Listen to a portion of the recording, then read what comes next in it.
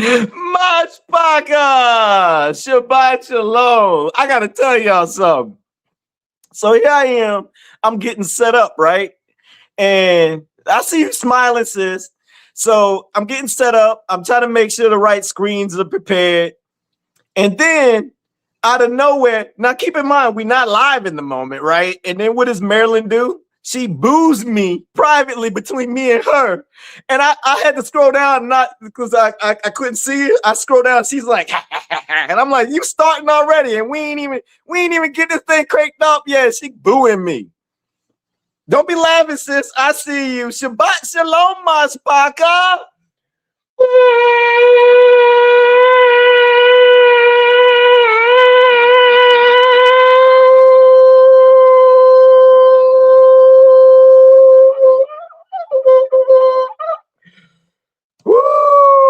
My name is Elon, pronounced like you're going to cut grass, like you're going to cut a lawn. It's not spelt that way, but it is pronounced that way. And when I go live, I have two goals. First goal is to give esteem and to serve our creator, Yahuwah. And the second is to add value to you. And I'm in Palal that both those goals get met today. If you're new to our Myshpaka, new to our studies, this is Shabbat Scripture Study Live. We get into the book and we go deep. We go ham on book. We focus on Yahuwah. We focus on learning. We throw the mirror up. We've been throwing Myshpaka. If we've been throwing the mirror up a lot lately, and that mirror has been like nonstop in front of your face. Can I get a mirror in the comments, please? So if you're new and if that's your type, if that's your thing, you should probably enjoy today. This is going to be round 4 of narrative change or covenant return. It's inspired by Ron of Truth Unedited. Again, I just want to make sure I say the same thing I said in round 1, round 2, round 3, and now we're in round 4. This is not any type of we have nothing against Brother Ron and Truth Unedited. He just released this piece of content not too long ago, maybe about a month ago. I can't remember exactly. I think it was probably about a month ago, saying narrative change, and we're pretty much examining the message. We're not examining the man. We're examining the message. That's it. We have nothing against him, but we are looking at the message in detail via scripture. And we're trying to inspire people to not look at the way he's presenting it. Nothing against him. The message. Brother Ron has his platform has inspired me in many ways, and I do believe that his platform also does serve Yahuwah. So I just want to be very, very clear. None of this is aimed towards him as a person. We're just taking a look at things that he mentioned inside of his first part of his series. I think he had like three parts. I'm not 100% sure. I can't remember off the bat. But Myshpaka, so if you enjoyed today, you're probably going to want to go back and check out round 1, round 2, and round 3. They were pretty lit. All right. So, Myshpaka, before we actually get going, if you're new, we usually hang out. It's like our little community lobby. So we like listen to music. We kick it for a little bit. The Myshpaka usually starts falling in. That gives people enough time to know that we're live. And usually the Myshpaka tag each other. They tag friends. They share the live. They crack jokes on me. Just greet each other. So for the first 30 minutes, we're just going to kick it for a little bit. Enjoy the music. I'll be popping in and out. Oh yeah, but one more thing. If you're watching on replay, you can skip past all this and get straight to the study. All right, you ain't got to stick around for all this unless you want it. With that being said, I hope you guys really enjoy this new interface. We did some little adjustments. Barak Yahuwah. Oh, wrong button. There we go. Coincidence, maybe? We the assembly. If our creator said, in the future we'd serve other gods, do we believe him or not? This one about to hit different. Let's investigate. Yahuwah! Coincidence, maybe. Maybe not. Same book, open, same truth, hot. Tradition loud, but the text don't stop. Read the verse. Watch the mask all drop. Coincidence, maybe. Maybe not. They changed the name, kept the title on top. If it's in the chapter, Why act shot? you can't run from the book. Facts, let's talk. Deuteronomy 28 says scatter wide. Serve what your fathers never identified. Wood and stone, strange, mighty ones. Future tense warning under foreign sons. Then Joe says sold in the Greeks. Now the room get quiet when the chapter speaks. Acts 14 got Jupiter there. Mercurius too, plain on the page right there. The John 5:43 get strange. I came in my father's name. Yahoo! Still they change. Another come in his own name. Jesus. Him you receive. How much replacement do we need to believe? Jeremiah 23, forget for Baal. That ain't random drift, that's a learned trail. Leaders talk, people follow truth, God swap. Same old wound and the name got dropped. Correct me if I'm wrong, but when the clues all line and the same old pattern show up every time. Coincidence, maybe. Maybe not. Same book, open, same truth. Tradition loud, but the text don't stop. Read the verse. Watch the mask all drop. Coincidence, maybe. Maybe not. They changed the name, kept the title on top. If it's in the chapter, Why act shot? you can run from the book. Facts, let's talk. Deuteronomy 28. And there thou shalt serve other gods. I serve Yahuwah. Joel 3. They sold the children unto the Greeks. Open the book. Fact check me. Acts 14. Jupiter, Mercurius. Jesus equals Jupiter. Ask Wesley. He explained this to us. Shalum. Rock, Yahuwah. Thanks, Mr. Huff. Church says stop at 14, that's enough. But verse 15 still sitting there playing tough. This is my name forever. He never said until. Whenever. Why they train folks freeze when the next verse real. Hosea said, call me husband, I bow. Take those names out of mouth, let the false tags fail. Isaiah 42, I am Yahuwah. My scheme, I don't give. How much plainer is that? Psalm 83 says, whose name alone? Yahuwah. Over all the earth, one throne. Not power, not blended, not shared with another. Name ain't a title you rotate with others. Then Psalm 68 says, praised by God. Short form, still in the song, still there, not far. So if the name was hidden, never said, never sung. Why the scripture keep putting it on our tongue? Public quiz, public clue, public answer on the screen. People trust what they hear if it sound official and clean. But if the world hand you facts and the books say the same, at what point do you stop and examine the name? We the assembly, Yahuwah. Not asking for drama. I'm asking read. Not asking for vibe. I'm asking proof indeed. Crowd before you walk, but still turn the page. Don't bow to tradition just because it's age. Hosea 2. Thou shalt call me Ishi. And shall call me no more Bali. Exodus 3:15. This is my name forever. Yahuwah. Some say meaning enough, some say any name will do, but the text say my name and alone too. Some say don't matter, but the end say different. Revelation got the Father's name written. Isaiah 52. My people shall know. Not maybe one day. He promised so. Zephaniah, pure language, one consent. Call him the name, restoration sent. This ain't me chasing novelty, no. The scripture connecting what we already know. Forgetful fathers, blind guides, battling them out. And Yahuwah restore what was driven out. If this landing hard and the room feels still, maybe it's because the chapters say it for real. And if the book keep talking, I can't play dumb. We done spent too long acting like it ain't come. If this landed, drop airplanes in the comments. If the verse cut clean, type fact check me.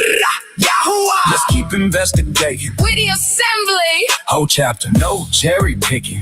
Mama, Yahuwah. This investigation hitting. Coincidence, maybe. Maybe not. Same book, open, same truth. Hot. Tradition loud, but the text don't stop. Read the verse. Watch the mask all drop. Coincidence, maybe. Maybe not. They changed the name, kept the title on top. If it's in the chapter, why act shocked? You can't run from the book. Facts, let's talk. Do you believe the book or not? Let's keep investigating.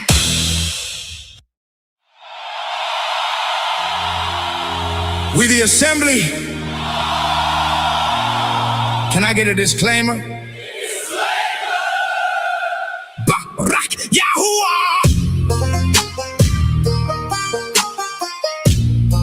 Don't trust the mic. Open the book. 5 ways, touch the page. One less the page touch you. Mouth open, book closed, claiming to be approved. Say we know the maker can't explain what he told us to do. Is open, book still closed, listening to be approved. Pastor gave a pep talk, movies gave a Bible clue. Grandma said it, songs repeated, everybody knew the phrase. Fruit became an apple, one giant filled the page. Second-hand belief, sounds sincere, never checks the source. The teacher should serve the book, the teacher can't replace the course. claim it, listen, glance, read through. 4 ways, touch the page and never let it touch you. Study to be approved. Don't just open up the book, let the book open you. Mouth can claim it, ears repeat it, eyes can skim and still miss truth. Slow down, hold chapter, let the context move. If the walk don't change, what did the study do? Study to be approved. Isaiah 29 verses 11 through 13. The vision is as a book that is sealed. The learned saith, I cannot, for it is sealed. The unlearned saith, I am not learned. This people honor me with their lips, but have removed their heart far from me. Their fear toward me is taught by the precept of men. YAHUAH! Book open, attention barely there, glancing to be approved. Crisis hit, we grabbed a psalm, pressure left the habit move. Reading over to be approved, eyes moving, framework unchanged. 3 hours on cane, repentance got no time, debate a mystery. Skip the plain command inside the line. Questions ain't the problem, order is the key. Don't use hidden matters to avoid what he told me. Genesis said fruit, we supplied an apple. Deuteronomy named giant nations, we reduced the battle. Ezekiel said Tammuz, we pass without a pause. Whole chapter standing while the screenshot gets applause. Isaiah 28 verses 12 through 13. This is the rest, and this is the refreshing, yet they would not hear precept upon precept, line upon line. Hear a little, That they might fall backward, be broken, snared, and taken. We the assembly, line by line, ain't a license to miss the message. Hit the rest. YAHUAH! Tribulation finally slowed my pace. Pain made me honest enough to stay. Pain didn't save me, humility made room. YAHUAH taught me through the words upon the page. Before I check the pulpit, the page checked me. Before I named the error, it named mine clean. I'm well, still left damage behind. The mirror ain't cruel, it just won't flatter. Truth got personal, now the walk had the answer. Read above it, read below it, read the whole thought. Bring Torah, prophets, wisdom, and we Yahushua taught. Rise early, seek Yahuwah. Pray about your sins, meditate in secret, let understanding in. Teacher serve the book, never takes its share. Listen to us, but meet the witness there. Nehemiah 8 verse 8. They read in the book, distinctly gave the sense, and caused them to understand the reading. Joshua 1 verse 8. Meditate therein day and night, that thou mayest observe to do according to all that is written therein. YAHUAH! Study and accumulation, Study is submission, information without correction. decorated resistance, Slow down, let the text change the learner, the teacher. and the answer. We the assembly. Can I get a disclaimer? Disclaimer!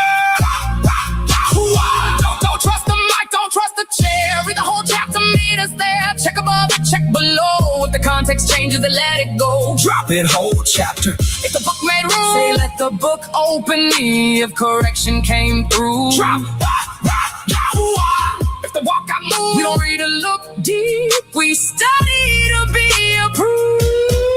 Study to be approved. Don't just open up the book, let the book open you. Mouth can claim it, ears repeat it, eyes can skim and still miss truth. Slow down, hold chapter, let the context move. If the walk don't change, what did the study do? Study to be approved.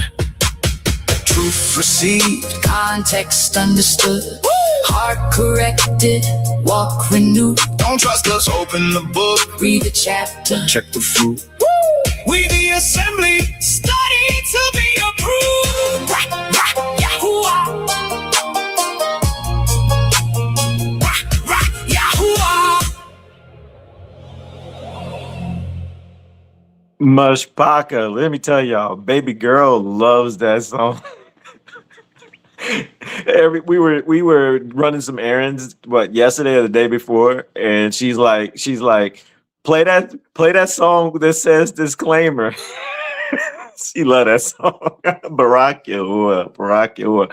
Myshpaka, Maryland. Is Frank, not Frankie. I don't know why I said Frankie.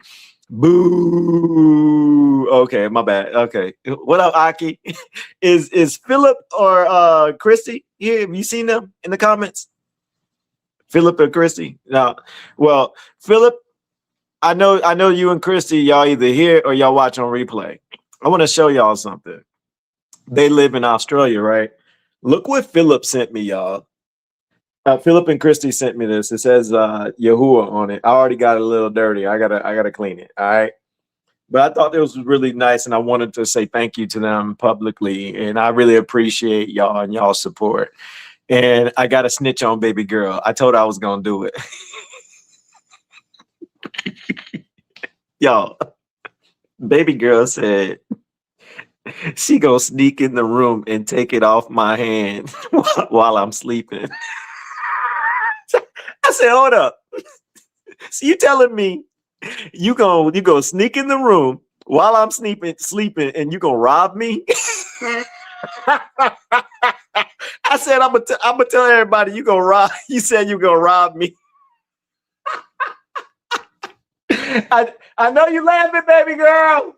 I know you laughing. Barack, yo, no, she ain't. She ain't robbing me. I'm gonna feel her try to tug. I'm like, what you doing? Get out of my room. I can already see it happening. Myshpaka. I just wanted to give a quick shout out to Philip and Christy and tell them thank you real quick, and then snitch on baby girl. That's all. That's all. We're gonna get back into it. I hope y'all enjoy the new interface.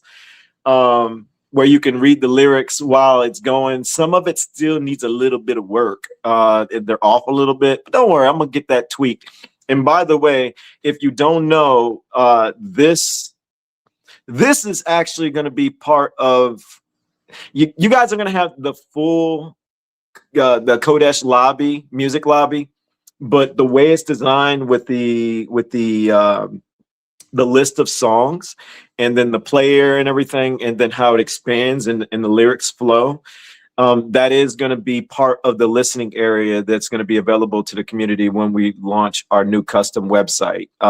We have our old website up, which is yahuahstudios.com if you're interested. And I'm working diligently to get this new website up, and the new website has man, so much on it. We're going to be locking out a whole lot in the beginning. You're going to watch this thing like bloom as a Myshpaka. Like every day there's going to be new features, new everything. If you're a person that's looking for restored scriptures, we're restoring all of scriptures in 3 different modes on our new custom website. One mode is going to be called Source, which is pretty much the KJV. And yes, you're going to have those Hellenized, paganized words. It's fine. Then the second mode is going to be called Milk, like milk mode, where wherever it says God or LORD or the JC name, those pagan names will be in parentheses, and we're going to replace the real names in its place. That's for the new Myshpaka that's coming into the community, and you're unsure, and it's our way of just saying we want you to feel comfortable as you're coming in and you're learning. And then there's going to be solid food mode. Solid food mode gets gangster with restoration, where you're probably going to catch very few little Hellenized pagan words. Like we went completely ham. The word bless ain't you're not going to see bless. You're going to see Barak. You're going to see Palal. You're going to see Kodesh for holy. You're going to see Kadesh for set apart. There's going to be nothing there all, paganized up. So, and that gives you the ability to switch back and forth. And guess what? It's absolutely going to be free. We already have 8 books already done. I have 8 books already cooking behind the scenes. So we're going to be releasing books almost every day or every other day. So you get to have new books often. So I'm trying to get ahead of that. And then there's a listening area where all of our music, all of it, is going to be accessible to you. It's going to be free. And if you're looking to download, you just have to become a supporter. We're not going to do any more albums after we launch this. So by the way, if you don't know, if you go to yahuahstudios.com, who has done this already? I did in the comments. If you went to our current site, which is going to be our old site, and you downloaded all of our free albums. We have Kodesh Volume 1, 2, and 3. Then there's Do You Believe Him? And then we have Tehillim. I heard there was an issue with it. Somebody sent me a email, so I got to look into that. So if you're here, I did get it, and I'm going to be looking into it. If they were having trouble downloading that album, but it's absolutely free. So you don't have to pay for it. That's like over 100+ songs, absolutely free to you. And we have 2 songs that are not, but don't go buy it today, please. Today is Shabbat. There's no buying or selling. You can get it tomorrow, or you can get it after Shabbat, when the sun goes down. If that's something you want to do, that helps. It does help with the systems and advertising when we launch. But don't go buy nothing today. If you're interested, don't do anything like that. Okay. I'm just letting you know it's available to you. But when we've released this site, you'll be able to listen to everything 100% for free. And if you want to download it, just become a supporting member. It's going to be like a membership, like a subscription. But past all that, we have a learning area where we're putting like games. There's flashcard games with the restored names and text, so you can help memorize and learn. We also have a quiz area. Right now, that quiz area is beefed up to almost, is it 250 quizzes, and just on Genesis. And I have 8 books that I haven't fully gotten into it yet. So imagine by the time we finish all these books, and if I'm not mistaken, over 250 quizzes on Genesis and the book of Jeshurun are just on the first 2 chapters. So by the time we're done, the quiz area alone is probably, it's going to be thousands and thousands of quizzes. Quiz questions. How do you say it? I don't know. Yeah. And then there's another mode called Scripture Challenge, where you can pick individual books and you can answer. It'll be true or false, multiple choice questions. It's a fun way for you to learn. But then there's the big one that I cannot wait. I showed everybody some weeks ago all of this, by the way. It should be on our YouTube and our playlist, but there's an area called Assembly Room, and it's going to be a multiplayer quiz game where you get to play against other people who are on the site at the time. And it's really cool. You could be anonymous. You could put your name on there, and it'll score you. It saves it. And all this is going to be, you could be a visitor. You could be a visitor on the website, but it doesn't save anything. You're just hanging out for a little bit, so to speak. And then you could create an account for free, and it'll save and let you do things that the visitor can't. And then there's a supporter account where it starts to unlock things like the scriptures. All the scriptures are going to be free to you, right? But we're going to be releasing them in audio as well. So if you're a supporter, you're going to have all of the audio, so you can just hit a book and just listen to it, and read along if you want. There's so many different things, y'all. I can't even get through all of it, but I'm excited about it. But this right here is one of the biggest things that I really wanted to make sure that y'all have. And the listening area is pretty much stacked with all of our new music that we started releasing in 2026. I got to go back and add in everything from the past. So by time we'll release it with all the new songs, but then you're gonna log on one day and you're gonna be like, whoa, it's gonna be close to maybe 150 songs plus, sitting there waiting for you to chill and enjoy. So with that being said, Myshpaka, let's get back to some music. And I'm gonna play 2 more songs, and actually 3 more. Yeah. 3 more songs, and 2 of them are remixes, and 1 of them I animated. We'll play that one next. Make it make sense, America. Barak Yahuwah.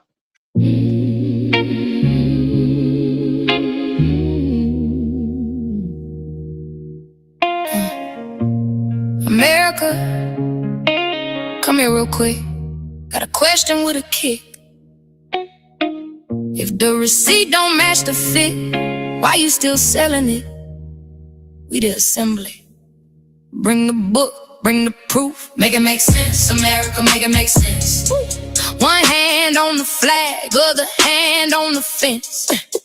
Make it make sense, America, make it make sense. You say, trust the story, but the story got dense. Clip, clip, zip, zip. Redacted, then spin. Same lie, new tie, new grin. Old sin, fact checkers don't flinch. Truth don't need permission. If the book and receipts agree, we checking the edition. They said, start at the ships. Never ask who was home. Never asked why old maps put Judah in the zone. Emmanuel born in 1747, check the frame. Negro land, West Africa, Judah in the name. Before the slave trade stamped us and scrambled up names. Judah sat in the record, why they buried the claim. Revelation 2 verse 9, 3 verse 9, sync with that line. In time prophecy said false claims would shine. Bowen map, Negro land. Slave ships hit the shore.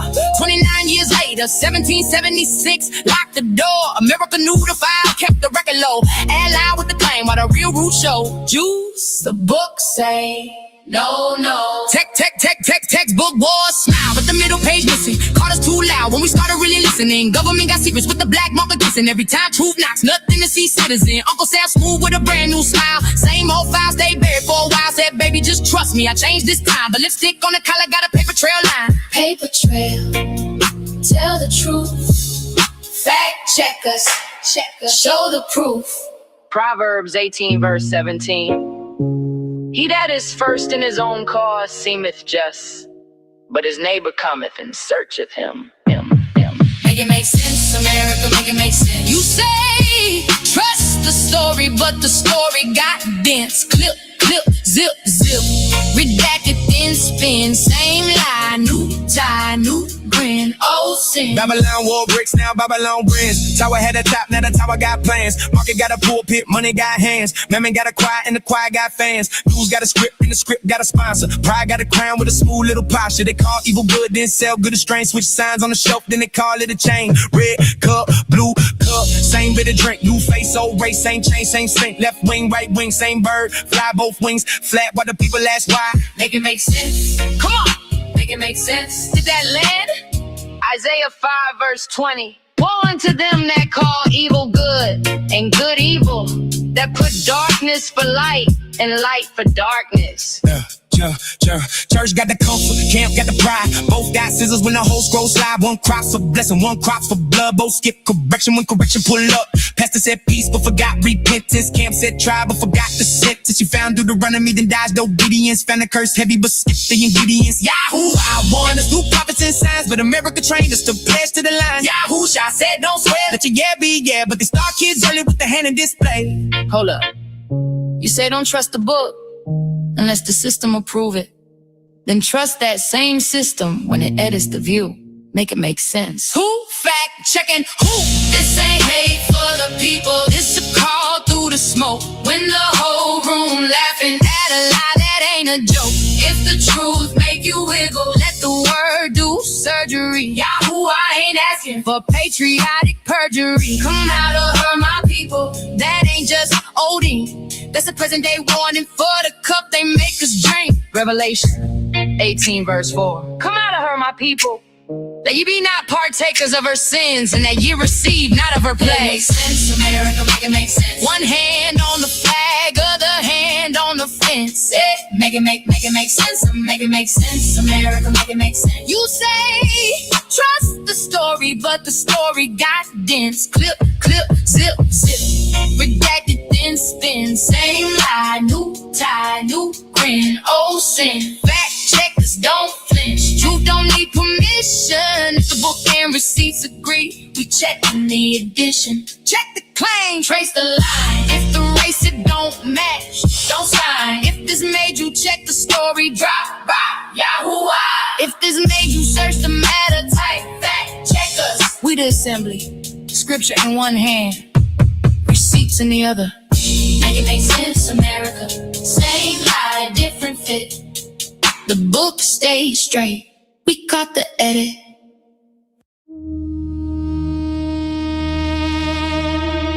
We the assembly. open the book, let the record speak. If the claim can't hold the truth, it isn't what we seek. Paganity, that's the mix. No lo tienes que creer. Return to Yahuwah. Vuelve para obedecer. Look past the cover, make the evidence appear. Bring the source, let it answer, make the meaning clear. Psalm 135, verse 13. Thy name, O Yahuwah, endureth forever, and thy memorial, O Yahuwah, throughout all generations. We the assembly. Christianity is paganism in disguise. Paganity!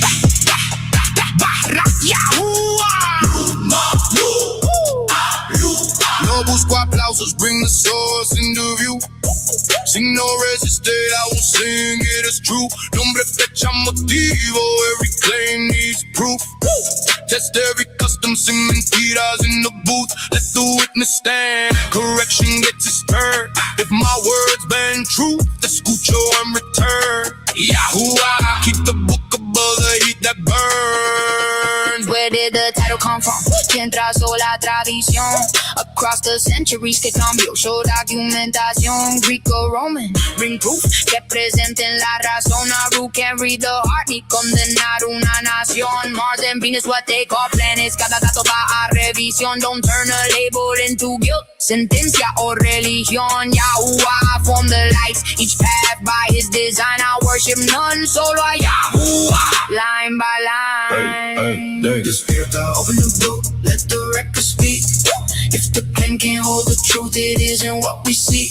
Paganity, that's the mix. No lo tienes que creer. Return to Yahuwah. Vuelve para obedecer. open the book. Bring the witness, make the evidence clear. We the assembly, that's the claim. Low drum in the room, bring the question to the floor. And then the custom name the source, trace it to the core. Label doesn't prove it, no response, in the caso. Trace practice and source. No te salte ningún paso. Don't blame a people, test the fruit and frame the claim. When the book corrects me, I answer. When it calls, I return to Yahuwah. Humble through it all. Matthew 15, verse 9. But in vain they do worship me, teaching for doctrines the mitzvah of men. We the assembly. Christianity is paganism in disguise. Paganity. Yahuwah. Raised on words I never measured on the page. G-O-D, L-O-R-D, what do they mean in every age? Name, printer, and century, put the record on stage. Spelling proves no motive. Trace usage, class al uso, age by age. Dust on my boots, open book, I test the path I'm shown. If a custom bends my worship, a new path on the sin that leads me home. Yahuwah isn't threatened by questions asked with care. I won't trade the witness for slogans in the air.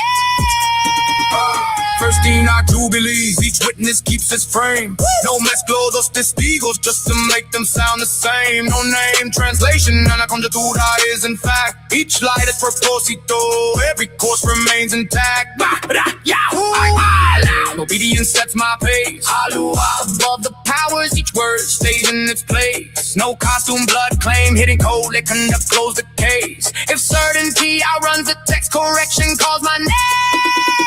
Put the claim by the book, let weak wording fall. If proof can't hold, we don't amplify it all. Date and source, got that them no gets checked. Name the person, show us fruit and full of fact. Test no phrases, no contains the family tree. Name, text, command, conduct, keep each where it should be. Open the book, Let every question face the light. If truth corrects our steps, let's live and walk what's right. no victory lap, no me alegro when another falls. Before I name the mixture, I test my walk against it all. Yahuwah, change my heart, make obedience my call. No one isn't living, no basta con saber. If my life won't line up, tengo que aprender. Open up the book, vuelvo para obedecer. Let correction shape my steps, que mi vida diga así. Let my life bear witness. Let truth be what they see. Nehemiah 8, verse 8. So they read in the book in the Torah of Yahuwah distinctly and gave the sense and caused them to understand the reading. Despierta, open the book, let the record speak. If the claim can't hold the truth, it isn't what we see. Paganity, just a mix, no lo tienes que creer. Return to Yahuwah, vuelve para obedecer. 5 voices from the prayer, bring each step into the light. Walk in truth, Vive la verdad. and make it right. We the assembly. Christianity is paganism in disguise. Yahuwah. Don't believe us? Fact check us. Barak Yahuwah, Barak Yahuwah. Myshpaka. I got one more song I want to play for y'all. I hope y'all love the new, I hope y'all like the new interface on when we bring this. It's called the stage. I hope y'all like the stage. All right. And I'm really hoping y'all like the animation. Eventually, I'm gonna animate all of them, and when we release the website, you're gonna have the animation too. It's not gonna just be in this one player. So, Myshpaka. I want to play one more song, but I want to go ahead and tell you in advance. I want to tell you in advance before we get deep into our study. I've been reading out of Sirach each live, and so if you have the book of Sirach, go ahead and get that open. Get to chapter 5. After this next song, we're gonna hit the book of Sirach. If you're new, and you don't have the apocryphal books, you're like, what is the book of Sirach? Where is that at? I don't see that. I don't see that. It's one of the apocryphal books, so you're not going to find it in your traditional 66 books. This is one of the books that they took from you. Some people call it part of the lost books. Some people say the books were removed. It doesn't matter. Either way, it was in your scriptures and they took it away from you. So after this next song, we're gonna read chapter 5 together, the book of Sirach, and then we're gonna get into our original study. So I'm just letting y'all know in advance for the ones who do have the apocryphal books, Sirach chapter 5. Sirach chapter 5. Oh, Ecclesiasticus, the book of Sirach chapter 5. Some of y'all is like, wait a minute, where's that? Ecclesiasticus, not Ecclesiastes. All right, y'all. I want to play one more remix. If you're not familiar with our music, we have a song that we did a long time ago called "Don't Believe Me, Fact Check Me." It is #1 on our Spotify, and it's also #1 on another platform. Oh, and by the way, you can find all the We the Assembly music on all major music platforms. It's on YouTube Music, it's Spotify, Pandora, Apple. I think Marilyn, you do Apple, right? You do Apple Music? Yeah, sis does Apple Music. iTunes, Amazon. It's on Roblox. It's on Snapchat. It's on Facebook. It's on Instagram. It's on TikTok. So if you're interested, you can find it anywhere. Just go in that search bar and hit We the Assembly, and you should be able to find it. All right. But one more song, and we're gonna get into some book. Barak Yahuwah.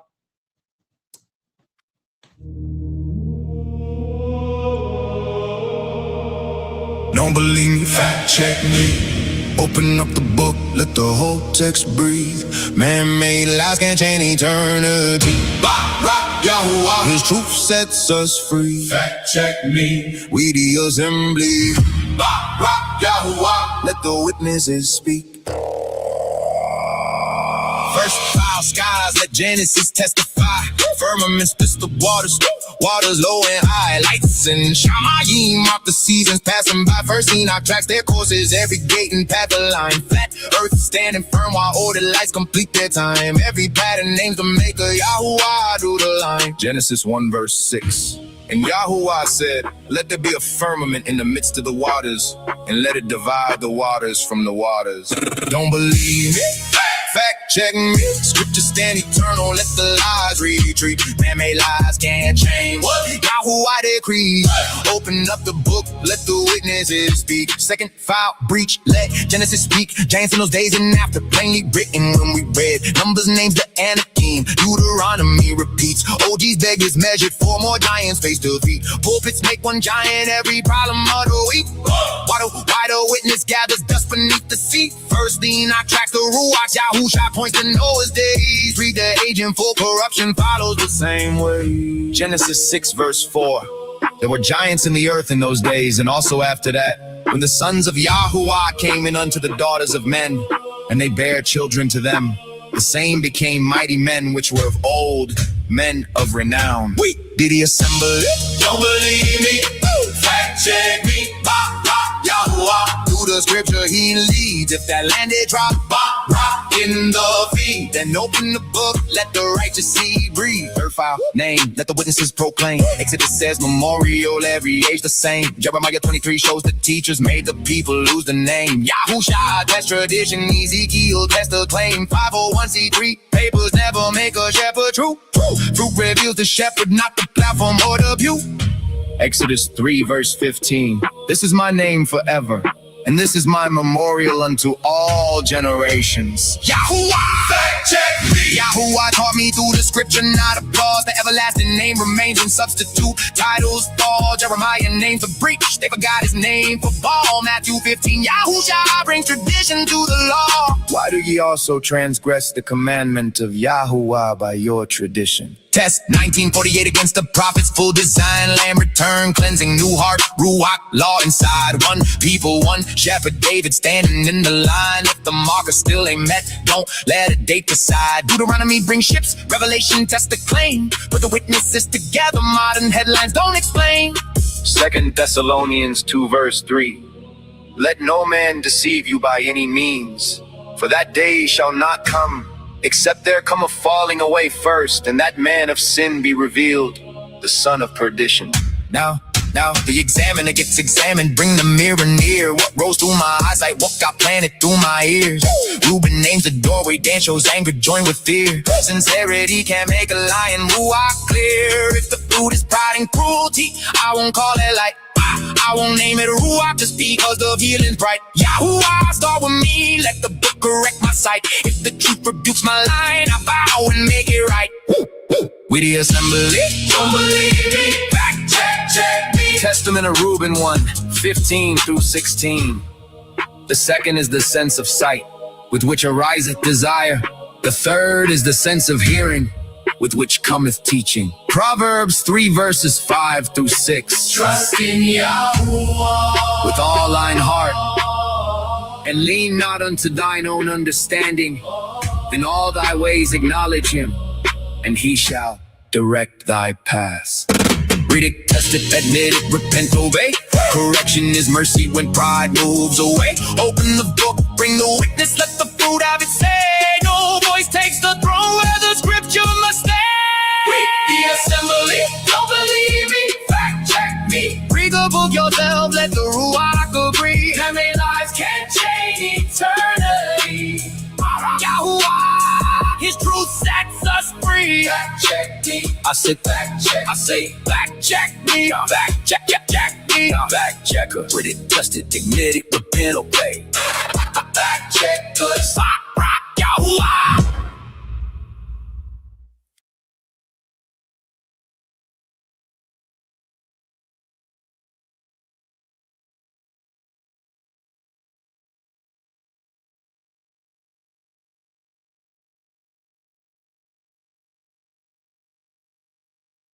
My bad. I completely forgot to unmute. What I was saying was, I was hoping y'all enjoyed that song, the remix of Don't Believe Me, Fact Check Me, for all the people that have been with us from the jump. And you remember that, you know, about the original, because that was one of our, that song is still lit. It'll always be lit. All right. With that being said, Myshpaka, let's get into some book. Let me take this off the back end. Bang. All right, Myshpaka. So before we get started, I wanted to hop in Book of Sirach, chapter 5, just kind of set the tone, some wisdom. If you're unfamiliar with the Book of Sirach, it's one of the apocrypha books. Some people say that it lost books or removed books. Either way, they took it from out the traditional 66 books. It was in your books a long time ago, and in our generation, very few of us know about it, because that was the goal, for them to control the narrative by removing information from one generation, and then the future generations wouldn't have a clue. Why? Because now they get to tell us what to believe, what to understand, and the information gets lost. So if you don't know, the Book of Sirach is it's a book of wisdom. And this is a book that will convict you And you have to be willing to have that mirror while studying through Sirach. Can I get mirrors in the comments, please? Sirach, when I was listening to it first, and when I started first hearing chapter 1 and chapter 2, and then it started to get deeper and deeper. And then when I tell you, it was gut punching me. It made me really think about my past. It made me think about situations that I didn't even consider. Sirach is not meant for you to finger point. Sirach is meant for you to examine your own past, your own character, your own habits, your behavior, how you treat others, how you learn, how you understand things, how you see your creator. So Sirach is one of those ones that you're going to get punched around a little bit, and it's a good thing. And if you don't run from it and stay with the uncomfortableness, you'll experience a ton of growth, Barak Yahuwah. Again, we're going to start at verse 5. We're going to read the whole entire chapter. Do not lay your heart upon your goods, and do not say, I have enough for my life. Do not follow your own mind and strength, to walk in the ways of your heart. Now, wait, we got to stop right there just for a second. What does the world? The world teaches us, he know my heart. No, your heart is horrible. You're a good person. I started to see that about myself. I started thinking about the past, like I'm a good dude. And then you start to, not just Sirach, the entire book, you'll start to realize, did you know that scriptures talk about the heart over 800 plus times? And majority of the time, it's not a good thing. So the people who say he knows my heart, yes, he does. Nonstop, he's saying it's wicked. Nonstop, he's saying your heart sucks. Nonstop, he's saying your heart is deceiving you. You just don't know your own heart. So he know my heart. You're using it as a scapegoat. And he's using it as a measuring stick. So if you're that person, I would really listen to what this book has to say when it comes to your heart, not just Sirach. He's saying your heart is horrible and it's making you do things that you don't realize you're doing. I had to look back and I was thinking like my intentions are good. And then I started looking back at scenarios and I'm like, yo, if I was looking at it through Yahuwah's lens, no. We can assume the best for ourselves, but this book is really it's putting your heart on a scale. And I bet you if most people looked at it through Yahuwah's lens, that scale will be lopsided. And you'll realize how much wickedness all of us do have. We think about ourselves.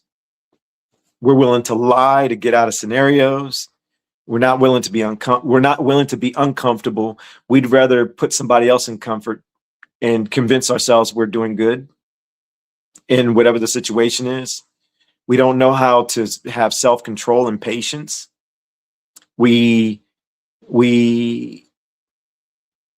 It's not okay.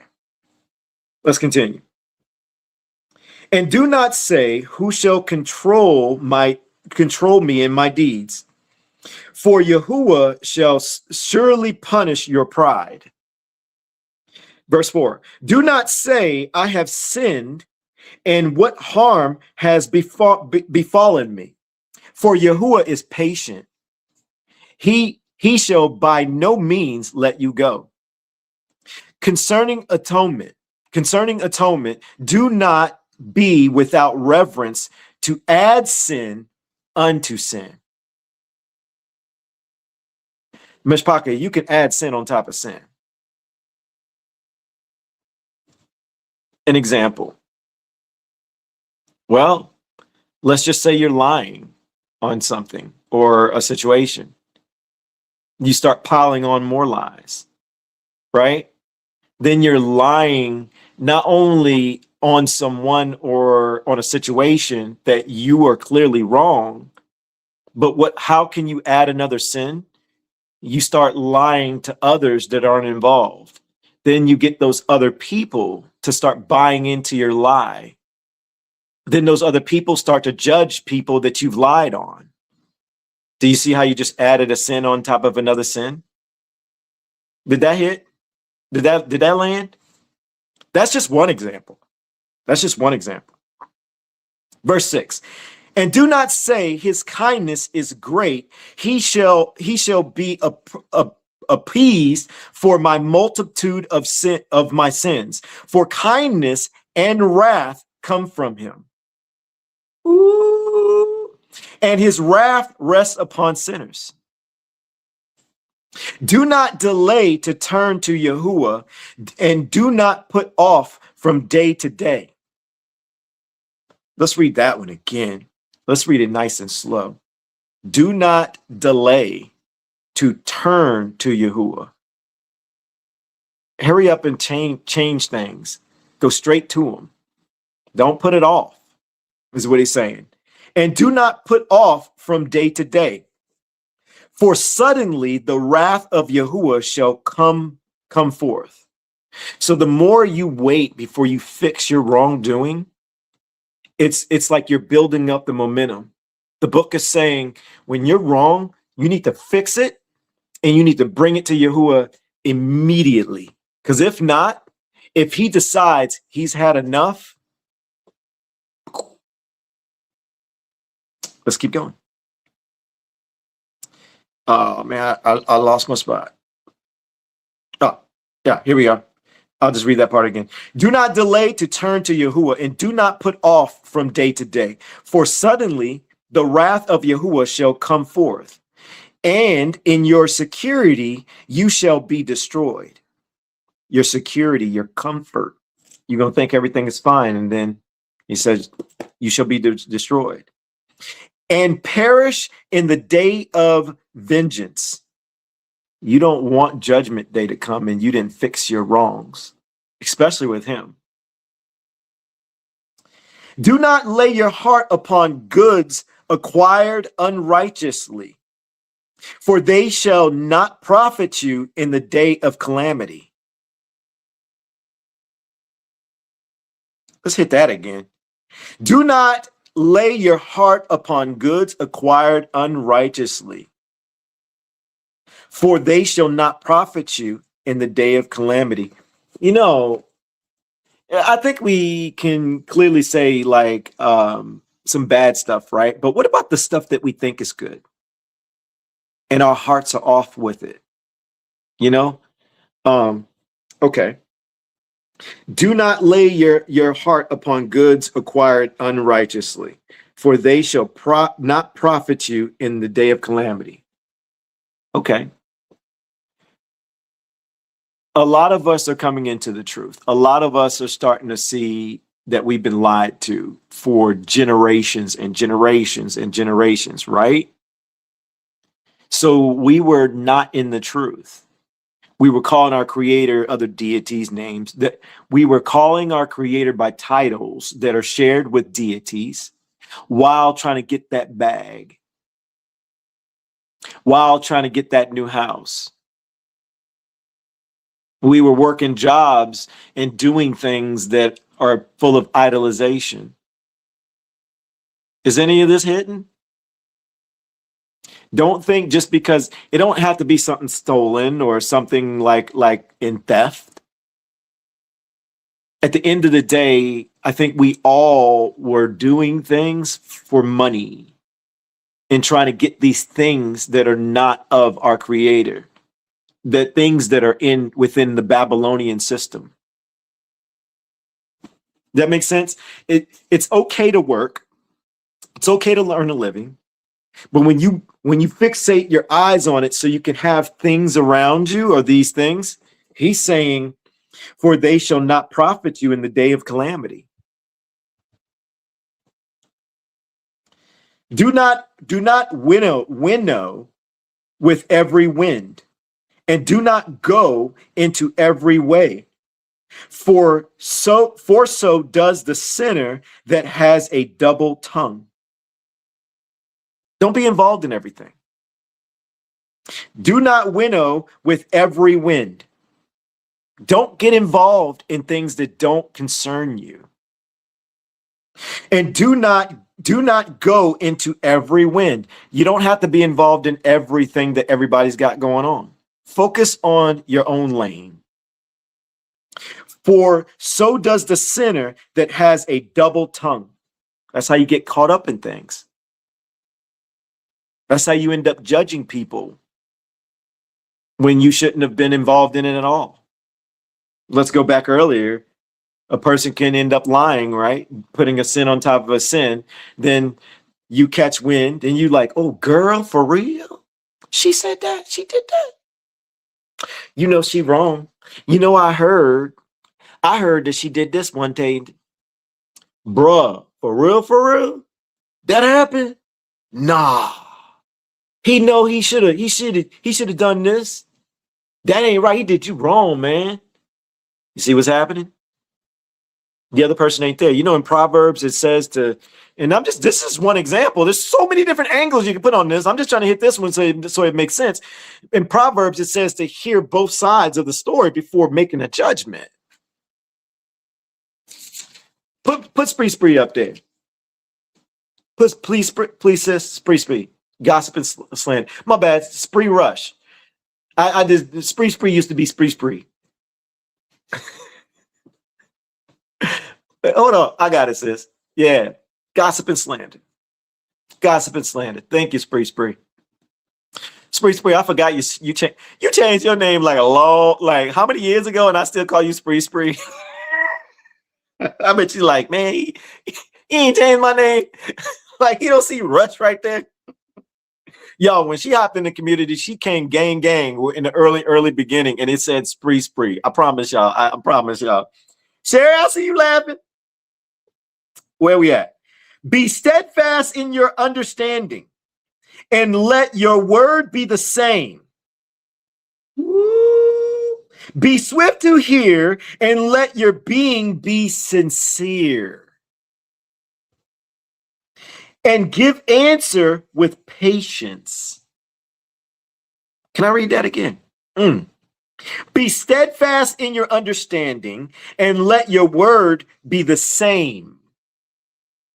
Let your word be the same. Be swift to hear, and let your being be sincere. And give answer with patience. If you have understanding, listen to this. This right here stuck with me. It stuck with me. When you hear this, if you don't know nothing about Surah, I want you to think about the people who are trying to give you an understanding of your creator, the people who are trying to teach. Listen to what this says. If you have understanding, answer your neighbor. If not, put your hand over your mouth. He says, if you know what you're talking about, spill it, speak it. But if you don't, shut up. Esteem and shame is in speech. Esteem and shame, this is verse 13. Esteem and shame is in speech. So you can get both sides of it. And the tongue of man is his downfall. Do not be a whisperer. Do not gossip. Do not slander. And do not lie in wait with your tongue. Is it getting hot in here? Can I get some flame emojis in the comments, please? For foul shame is upon the thief, and an evil condemnation upon the double tongue. Ooh. Do not be ignorant of any matter, great or small. Pay attention to it all, but you don't have to get involved. You can take a peek, keep your thoughts, keep your mouth to yourself. Don't get involved. You get involved, you have no idea. Man is looking like, they looking at you like, okay, cool. Yahuwah's measuring you up. Yahuwah knows if there's a lie going on. Yahuwah knows if there's more to the story than you didn't know. And if you start getting involved, if you start spreading that gossip or even sharing or pumping the person up who you don't know that's lying to you, who didn't tell you everything, and you start to judge even internally, Yahuwah is seeing this, knowing that, hey, such and such did this and they were wrong and they're lying with this situation, but told this person, this person, this person, this person, this person, this person, this person, this person, this person, this person, this person, this person, this person, dropped it online. Now you got a bunch of persons, right? Just spreading a big old lie, and then people looking and going, no. And then everybody's judging. Everybody's like, that ain't right. That ain't right. Watch this. I bet you some of y'all don't even realize you've been doing it this entire time. And I ain't even talking about personal stuff. What if I told you the enemy has figured out a way to get you to do this by default and you don't even realize it? What if I told you you got caught up in the middle of more lies and deceptions and you've been judging people left and right? You don't believe me? Okay. All right. Let's give a scenario. You log on to your social media, pick an app, flip a coin, Facebook, Instagram, TikTok, YouTube, whatever. And you're scrolling, see a little cat video. Oh, so cute, right? You see a little motivational thing. Oh, that made me feel good. That gave me encouragement. Swipe again. Then you see this headline, something or a clip about Donald Trump, a clip about insert celebrity. Then you like, oh man. Then you like team red, team blue. Then you like these people this, these people that. I don't like ISIS. Is the room getting small? Is the room getting small? Are you like, whoa, hold up? That's right. The enemy got you hooked. Oh, P. Diddy that, Epstein this. Hit it again, sis. You've been doing it by default, didn't even realize it. The book says to come out of her, my people. The book says to ignore that stuff. You know what's interesting? It falls right into our study. It falls into, do we need a culture change? Do we need to worry about what the governments are doing? Do we need to be worried about what celebrities are doing, no matter what they look like? White, black, Hispanic, Puerto Rican, Frankie. Sis, I had to jab him once. That's my hockey. You know I love him. Myshpaka. Turn it off. Keep swiping. Don't have an opinion. It's a distraction. They not just setting you up for distractions, but they also hitting you with your creator. You've been doing it by default. Just like Sirach 5 says, have an understanding. Don't get involved. Don't have an opinion. Don't linger with it. Scroll past it. Besides, all of it's smoke and mirrors anyways. Hit it again, sis. All of it's designed to keep you from staying focused.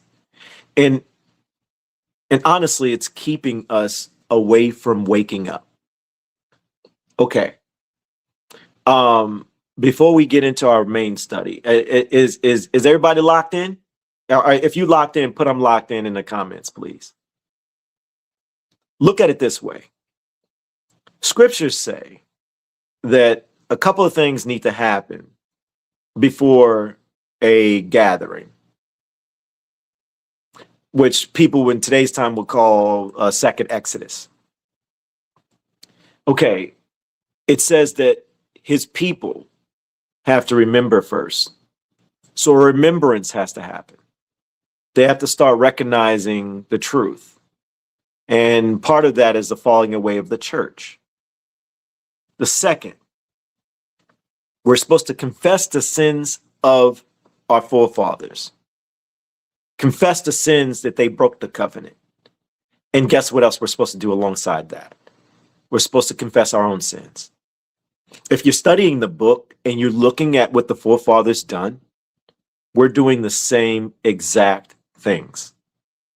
We're doing exactly the same things that they were doing. It just looks different. And they've normalized it for us. And then they made us look past the actual story. They made us believe that we believe something, a title of a deity shared with our creator called G-O-D and L-O-R-D. And then we don't stop to ask ourselves, do we believe that that actually popped off in the book? Do we believe that it happened?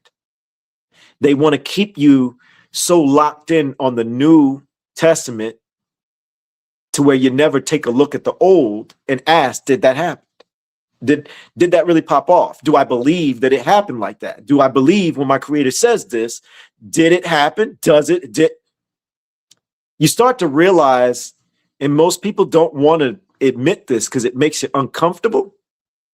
We've all been brainwashed. And until we can look inwardly and pull that mirror up and say, we've been programmed. And stop saying everyone else has been programmed. Start with yourself first. We've been hit it again, sis. We've been programmed to look over our creator, not know his name, not believe the book, but apparently feel like we believe the book. We've been programmed to do other traditions as if it's in the book when it's completely not even in the book. And then we're programmed some of us are programmed to focus more on a bloodline rather than understanding that the covenant was broken, that we sit in a curse. And then you got some, they're so stuck in the system, they don't want to let none of it go. But what does that sound like? That sounds like our hearts are locked in. Is that making sense? So our creator's saying, stop looking at that stuff. Stop focusing on that stuff. Focus on me.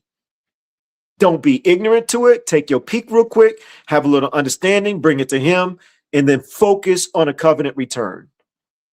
So it's remember first, confess the forefathers' sins, confess your sins. That's we have sinned. And then we got to start being obedient. And obedience is simply following his commandments. And can I suggest, like, you really want to get this right? You really want to get this right? Here's what I started learning in this season. The 10 Commandments. 10 Commandments. That's it. 10 Commandments and start believing your creator. Start there. Start there. Stop trying to focus on what Passover looked like. Why? Because you're going to get set up for okie doke. Because the book says you can't even do it. Yes, I know it says for all generations, but there's some fine print that's tying the Passover to some other stuff that you don't have access to no more. Yes, then you got the Sukkot and Feast of Tabernacles and all these other appointed times. Same people that's over here telling you to do this stuff, they're ignoring that it's tied to either the land, the temple, the altar, the priests, and the harvest. They don't see that. There's specific instructions, but they're going to tell you to follow the commands while they're not following the commands, and they'll fight you tooth and nail. And as soon as you bring up book and it tells you A plus B equals C, you know what they're going to say? He know my heart. He know my heart. While telling the traditional church, hey, Christmas ain't in the book. Easter's not in the book. While Christians are saying, or the traditional church is saying, he know my heart. He know my heart. Kind of sounds the same, isn't it? And it's not a kinda, it's the same. It's hypocritical. Our Creator's saying, focus on me. You know what you could do? It's not that hard.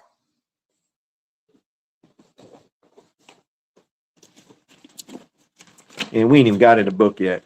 If you knew, welcome. We ain't even start yet, be honest.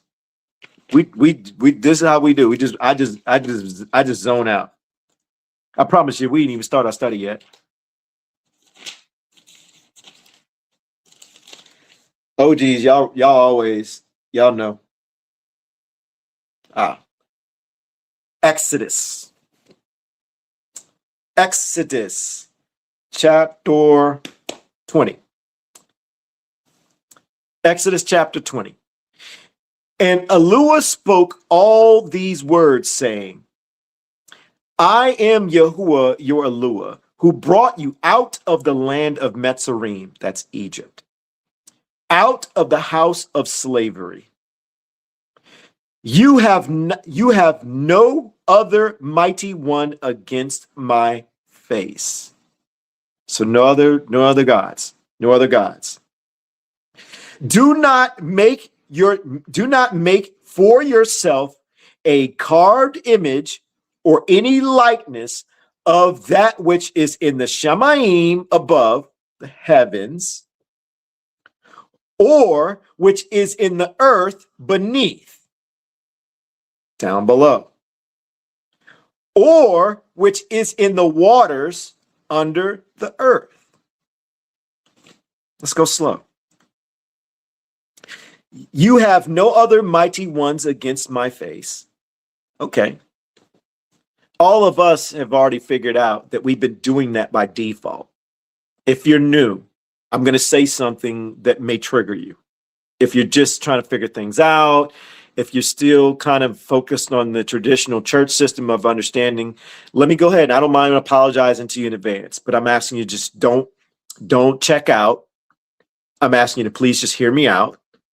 The OGs, when I say this, they're going to be like, check. We've been doing that.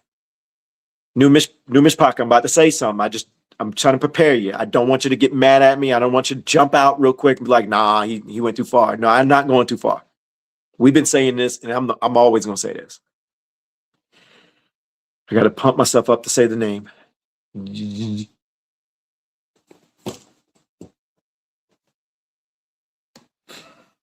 Man, I swear I have a hard time saying it. I be squeezing it out sometimes.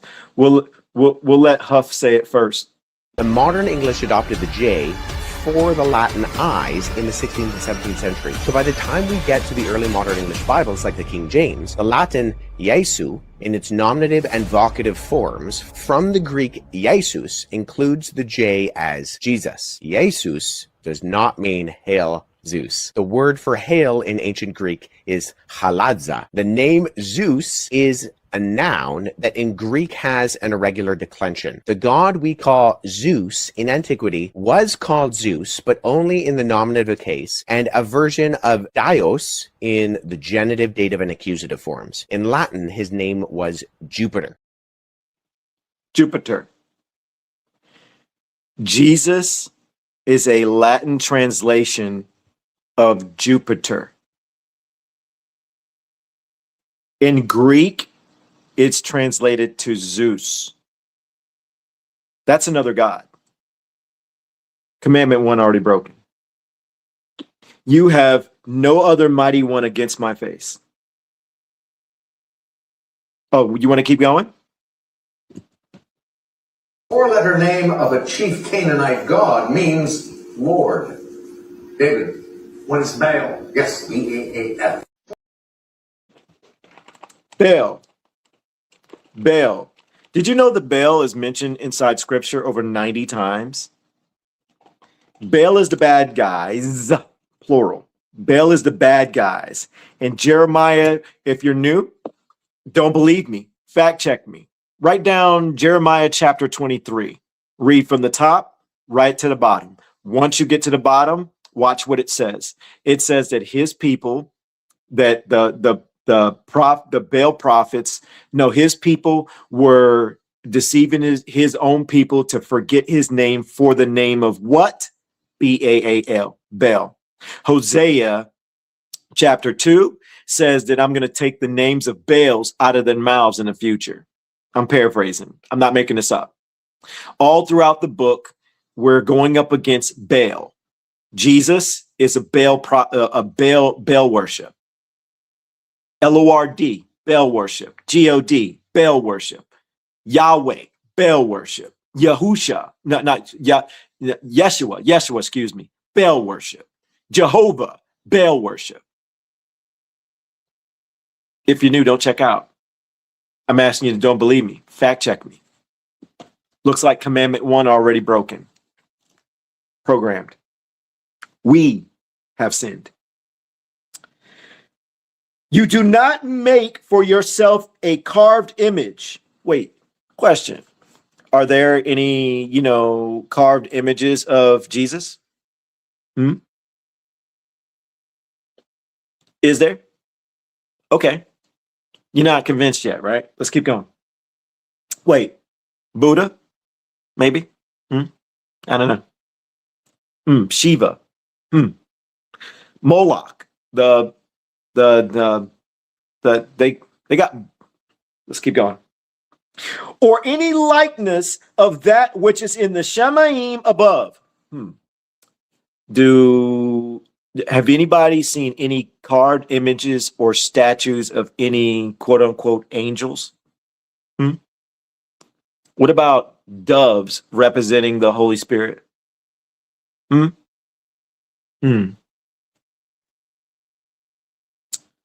Or which is in the earth beneath.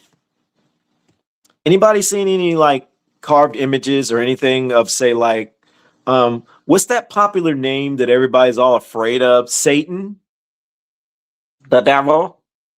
What about demons? Okay. Maybe not. I don't know. Let's see. Let's keep going.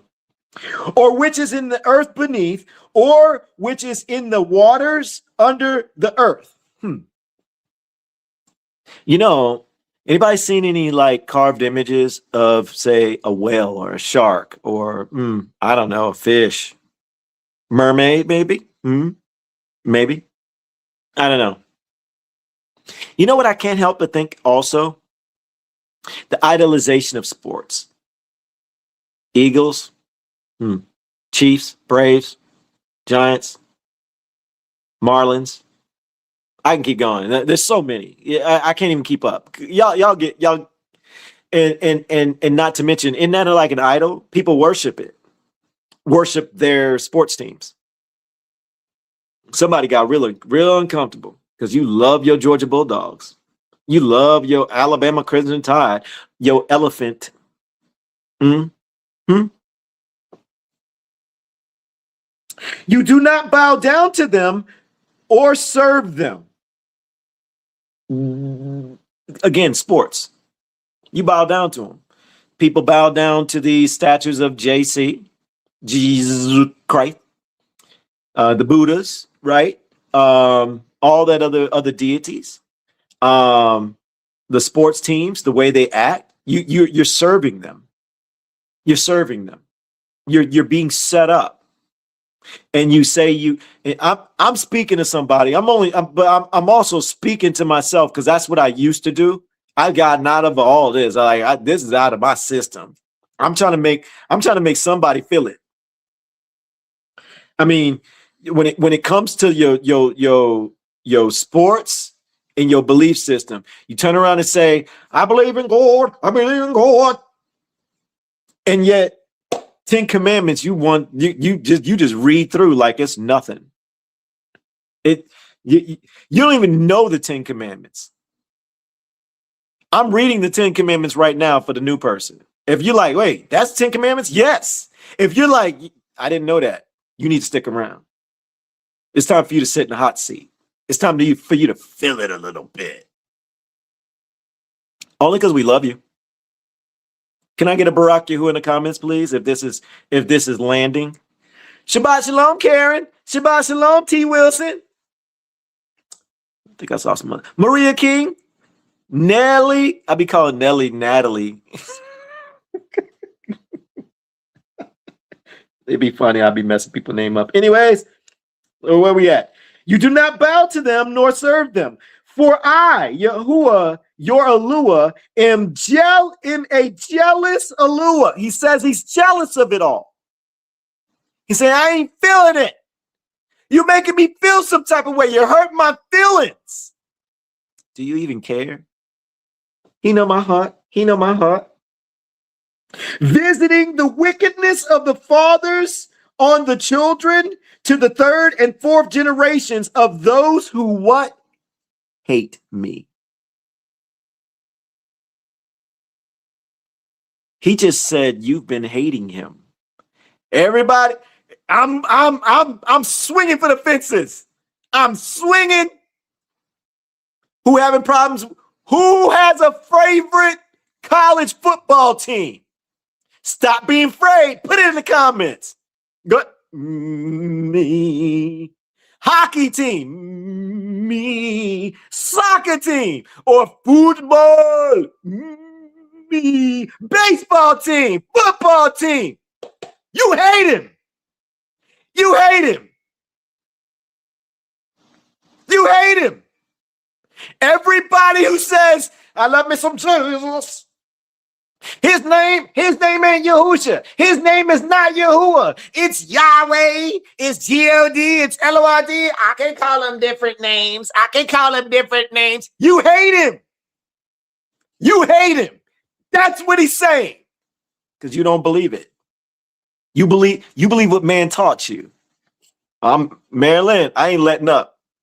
Can I let a little loose, sis? Sis gave me permission. I'm letting a little loose. Y'all might see a little bit of old Elon today. Barak Yahuwah. But showing kindness to thousands, to those who love me and guard my what? My commands. You do not bring the name of Yahuwah, your Alua, to naught. One more time, sis. Or your version may say something about not bringing his name in vain. When his name is Yahuwah and they give a title of G-O-D and L-O-R-D, you just brought his name to nothing. You don't believe me. You don't believe me. Okay. Don't believe me.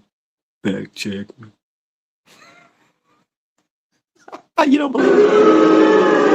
Hold on, sis. Don't be doing me like that. Hold on. I'm setting something up. Man, you did me wrong, sis. Did me wrong. Let me go here. Let me right there. Let me do this. Oh, I think sis was booing all y'all, not me. Right, sis? I don't know. I don't know. She just laughing, y'all. She just laughing at me. All right, let me go here. Screen share. All right.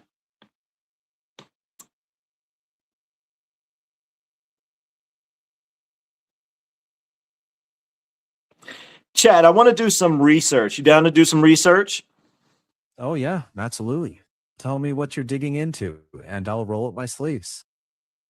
So let's look at some definitions of some things. The definition of the word vain, like scripturally, is say like if bringing his name in vain. What does that mean? Let me check on that.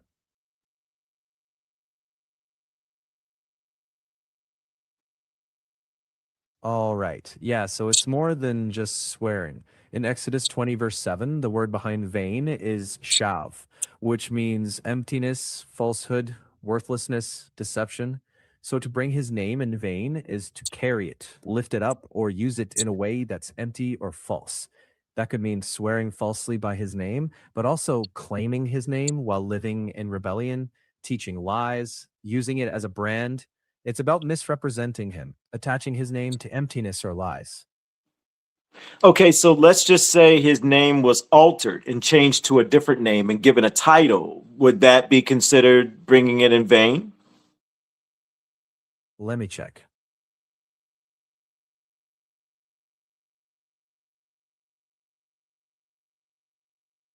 Yes. So if the set apart name was replaced and that replacement was carried as though it were his name, that falls under false representation. But we want to distinguish between ignorance and willful replacement. The core issue is carrying a falsehood as truth in his name. You know, I would get into a debate with you on this because the heart as it plays a factor into this, but I just really wanted the definitions. But at the end of the day, if that heart is locked in on the false names, on a false representation of the name, and it won't let it go, especially after hearing about the true name, then it becomes a heart problem. And that's not ignorance. That's what your heart really wants. But I just really wanted the definitions, but I'll let you go ahead and respond to that. We'll close this conversation out. 1 sec.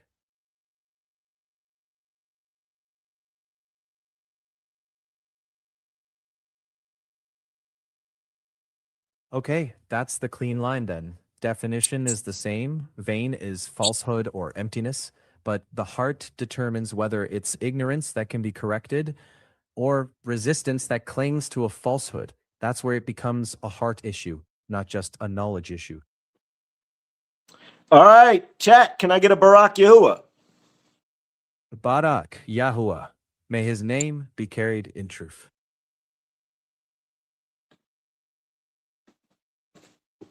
Did that land? Let's keep going. Maryland, did that hit? That hit, sis? All right, Maryland said it hit. Wait a minute, let's keep going. What does verse 8 says? It says, remember the Shabbat day to Kadesh, set it apart. Today is Shabbat. If you are studying, right now you're participating in Shabbat. Barak Yahuwah. 6 days you labor and shall do all your work. But on the 7th day is the Shabbat of Yahuwah your Eluah. You do not do any work. You, nor your son, nor your daughter, nor your male servant, nor your female servant, nor your cattle, nor your stranger, Barak Yahuwah, who is within your gate. For in 6 days Yahuwah made the Shamayim and the earth, the sea, and all that is in them, and rested on the 7th day. Therefore, Yahuwah Barak, that means blessed.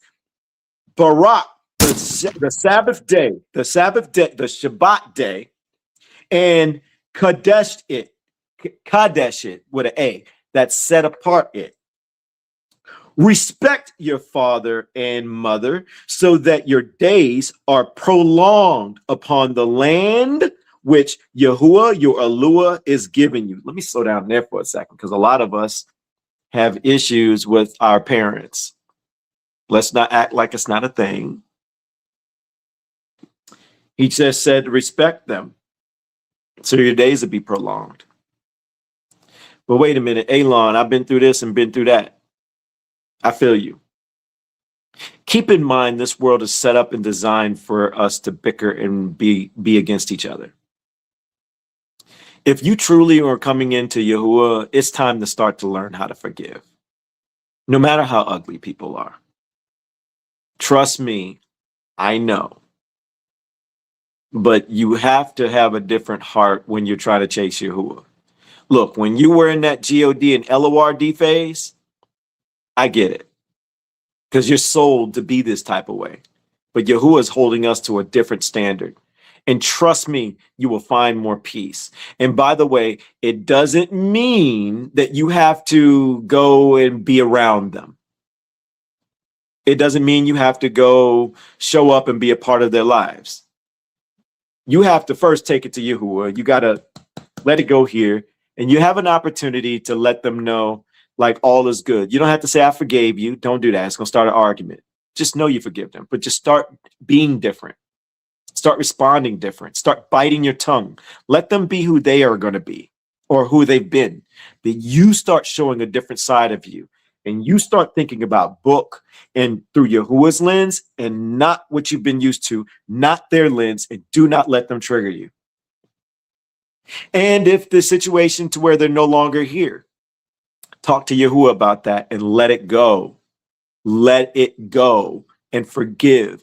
And if you don't know how to do it and you still, it's hard and it's in you, that's normal. Guess what you can do? You can just simply say, Yahuwah, I'm having a hard time with forgiving. I see what your expectation is, and I'm not going to lie to you. I'm having a hard time. I'm going to need your help walking through this. I'm going to need your help learning how to let go and forgive. I'm going to need your help. They're not here anymore, or they are here. Whatever your situation is, whatever, it doesn't matter. I need your help to be able to release this. I want to do it your way. And because I know that I'm having an internal problem with this thought, I'm going to start with at least talking to you about it. At least I want to try. Can I get a Barak Yahuwah if that hit? Let's keep going. Do not murder. Do not commit adultery. Do not steal. Do not bear false witness against your neighbor. Woo-wee. Can I hit that last one again? Do not bear false witness against your neighbor. We'll keep going.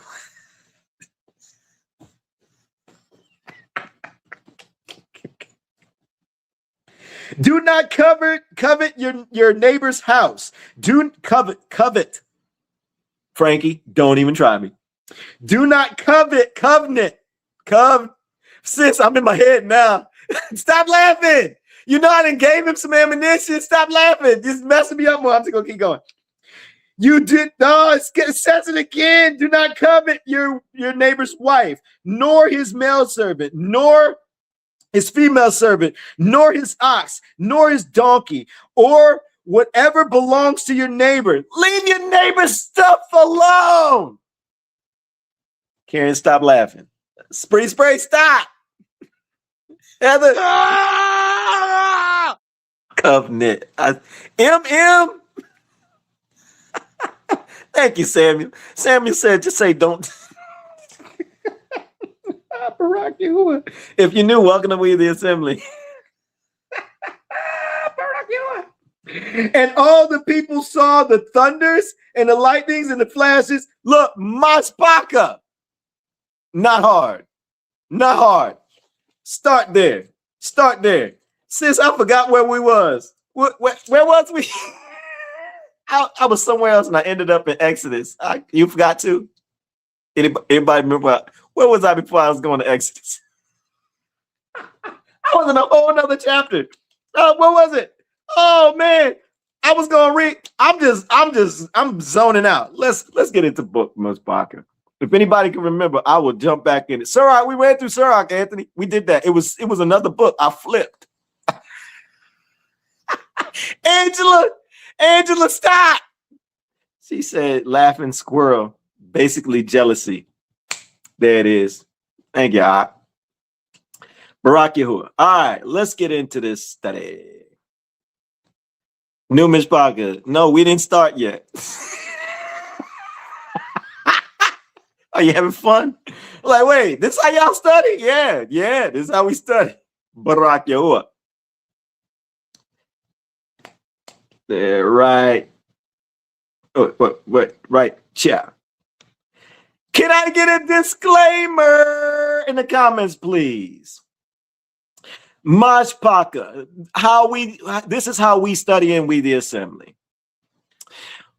Put in the comments what version of scripture that you use in Myshpaka. The new Myshpaka, this is for you. You're going to notice that the community here, we're using different versions of scripture. We're doing this to let you know that whatever you have available to be able to study with will do just fine. It'll do just fine. Take notes if you're able to take notes, Myshpaka. That way you can come back and refer to different things. And if I'm talking too fast or you get lost in the sauce, you can better come back and look at the video and, take notes, Myshpaka. And don't forget that this will be on replay. So you're good to go on it's usually on YouTube. On Facebook, they delete our lives after 30 days. All right, we want you to examine our fruits, Myshpaka. Examine our fruits, not just me. Examine the fruits of the Myshpaka in the comments. We do this on a regularly. You might see my ugly mug right here, but there's a lot of ugly mugs like Frankie and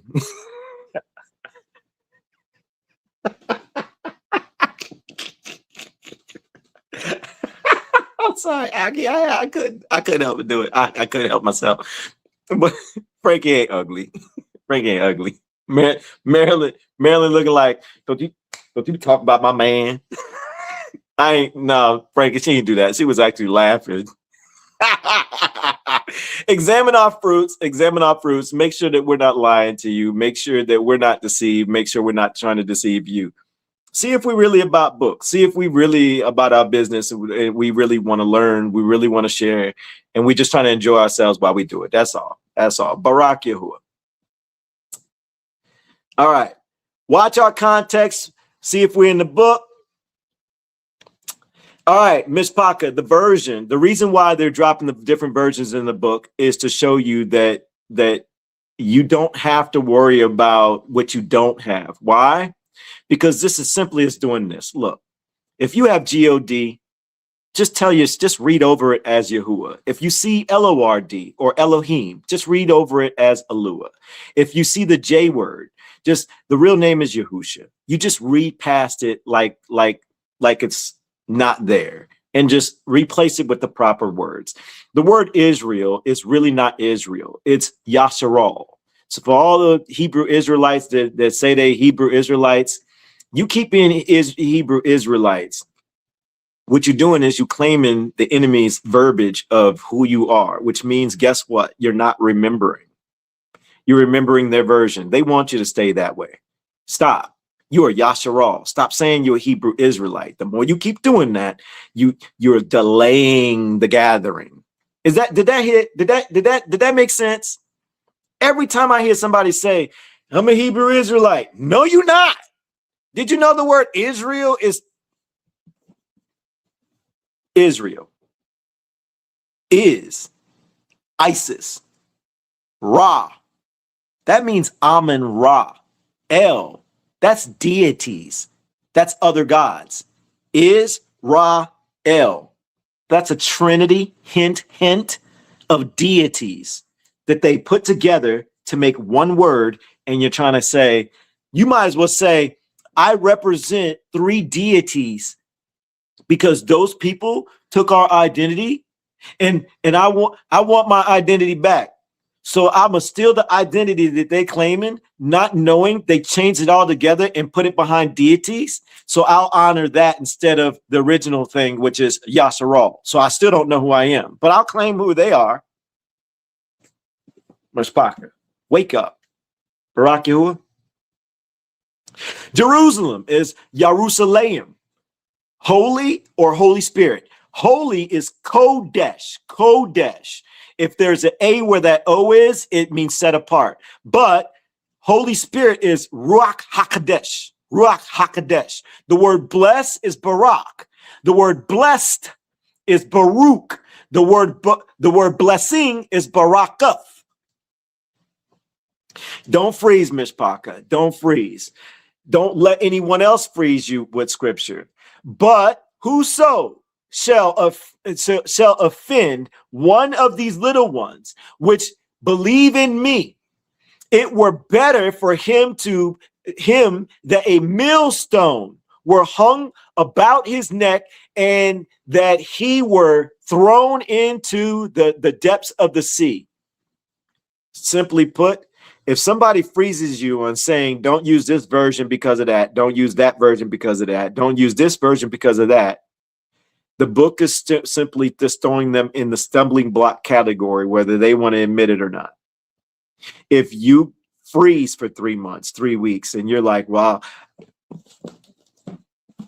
all I got is the KJV, and it says God, and it says Lord, and I don't want to use it no more. I feel like it's going to deceive me. So, and I don't have this book, and that book costs this much, and I don't have that book. I don't know what to do. And then you go on a 3-month investigation. You asking everybody this.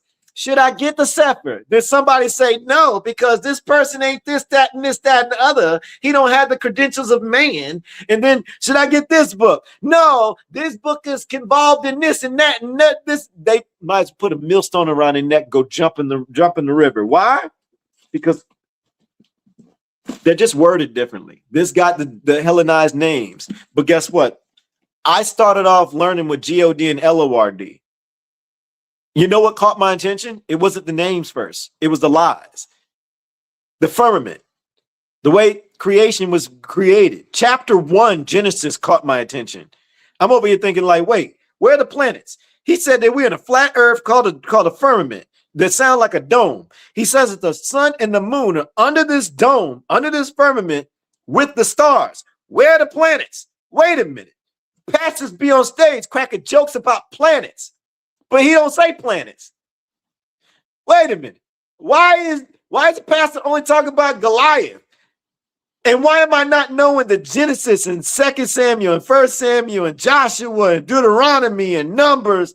It talk about giants, like a lot of them, like full civilizations. But the pastor only talk about Goliath. I didn't even know there was other giants involved. Why the pastor has been on stage for 15 years and I didn't see sermon after sermon after sermon after sermon after sermon about David and Goliath, and why I'm just now realizing those are pep talks and motivational speeches. Doesn't he say don't worship in vain? It's a me. That started hitting me first. Qualifying thoughts. Stop with the common sense. Common sense is for the common man. You don't want common sense understanding anymore. You want qualifying thoughts and qualifying questions. That's how you're going to start waking up. And guess what? Guess what Yahuwah did? After I started seeing those cracks in the matrix, and I started realizing like we halfway in and halfway out. How are we going to learn about planets? How are we going to be all about planets? But then we turn around and be like, wait a minute. The book says don't trust man. But man taught us in school about planets. But man created school. But the book says don't trust man. Oh, we be lied to at scale. Now it started to make sense. New Myshpaka, are you new? If you knew, OG, stop. A lot of y'all be playing. If you knew, if any of this is like, yo, hold up, and if it's hitting with you, if you confident, if you comfortable enough to say I'm new, that landed with me. Drop that in the comments if you knew. Examine our fruits. Ye shall know them by their fruits. Do men gather grapes of thorns or figs of thistles? Beloved, believe not every ruach, but try the ruachs whether they are of Yahuwah, because many false prophets are gone out into the world. Myshpaka, in this new Myshpaka, in this community, we don't care if you don't believe us. Matter of fact, I'm on record, Myshpaka. If I'm right, put he right in the comments. If he right in the comments, if this is a thing for us, we literally tell you we don't want you to believe us. We can care less. It's not because we don't like you. Because if you don't believe us, it makes you want to fact check us. That's what we want you to do. We want you to follow up. We want you to finally get in the book. We realized we wasn't in the book. We wasn't studying. And then we realized we didn't know jack.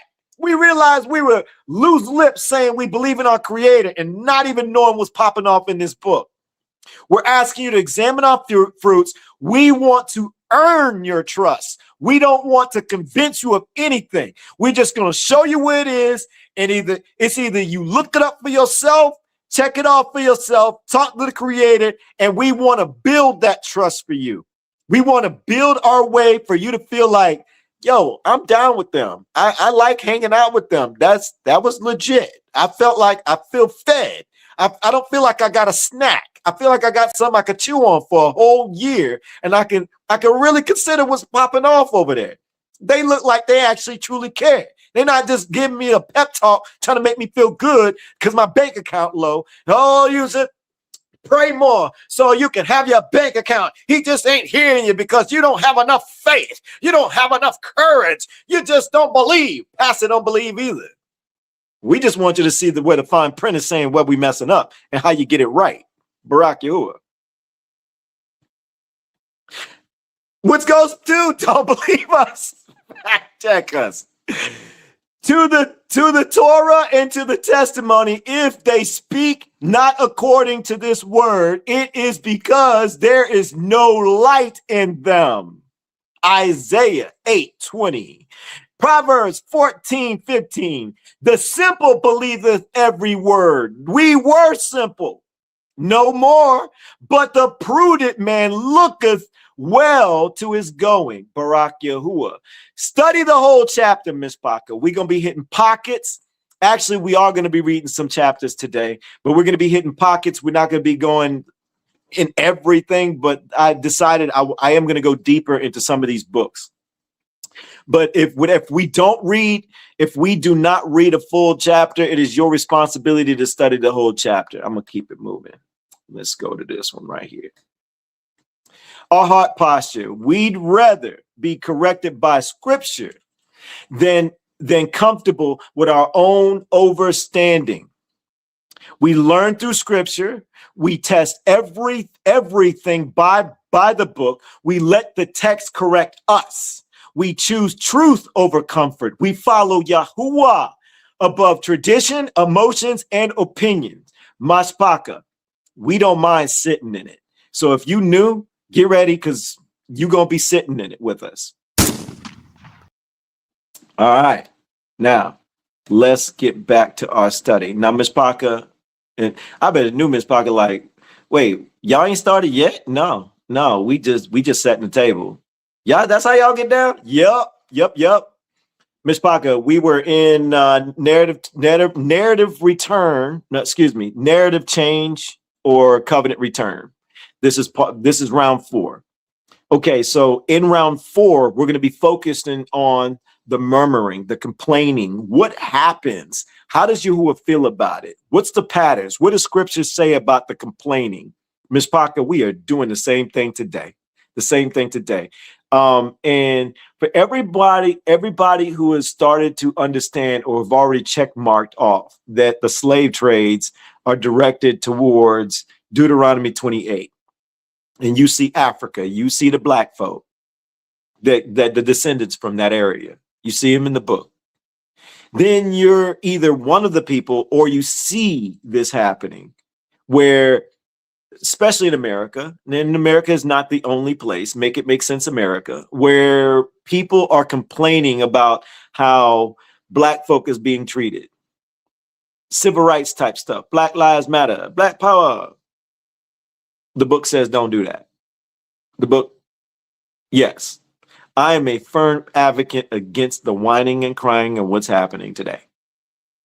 Oh, the white people this, the government's this, black folk don't get this, and black folk don't get that. It's either you don't know because you're not studying the book. You sitting in the book, brother. You sitting in the book, sister. You sitting in the book, talking about your ancestors. We in a curse. They are the head, you are the tail. Today, you're going to see what murmuring, how it makes your creator feel, and how your creator sees about how your complaining is being done today. It's the same. It's about to go down. If you are a person that's yelling out, oh man, Yahuwah, you just smacked me hard with a thought. The Hebrew Israelite camps that complain, you didn't recognize Deuteronomy 28. You didn't recognize the curses. And it made y'all complain. You murmuring. You just like the people we studying today. Ooh, I'm gonna let loose today.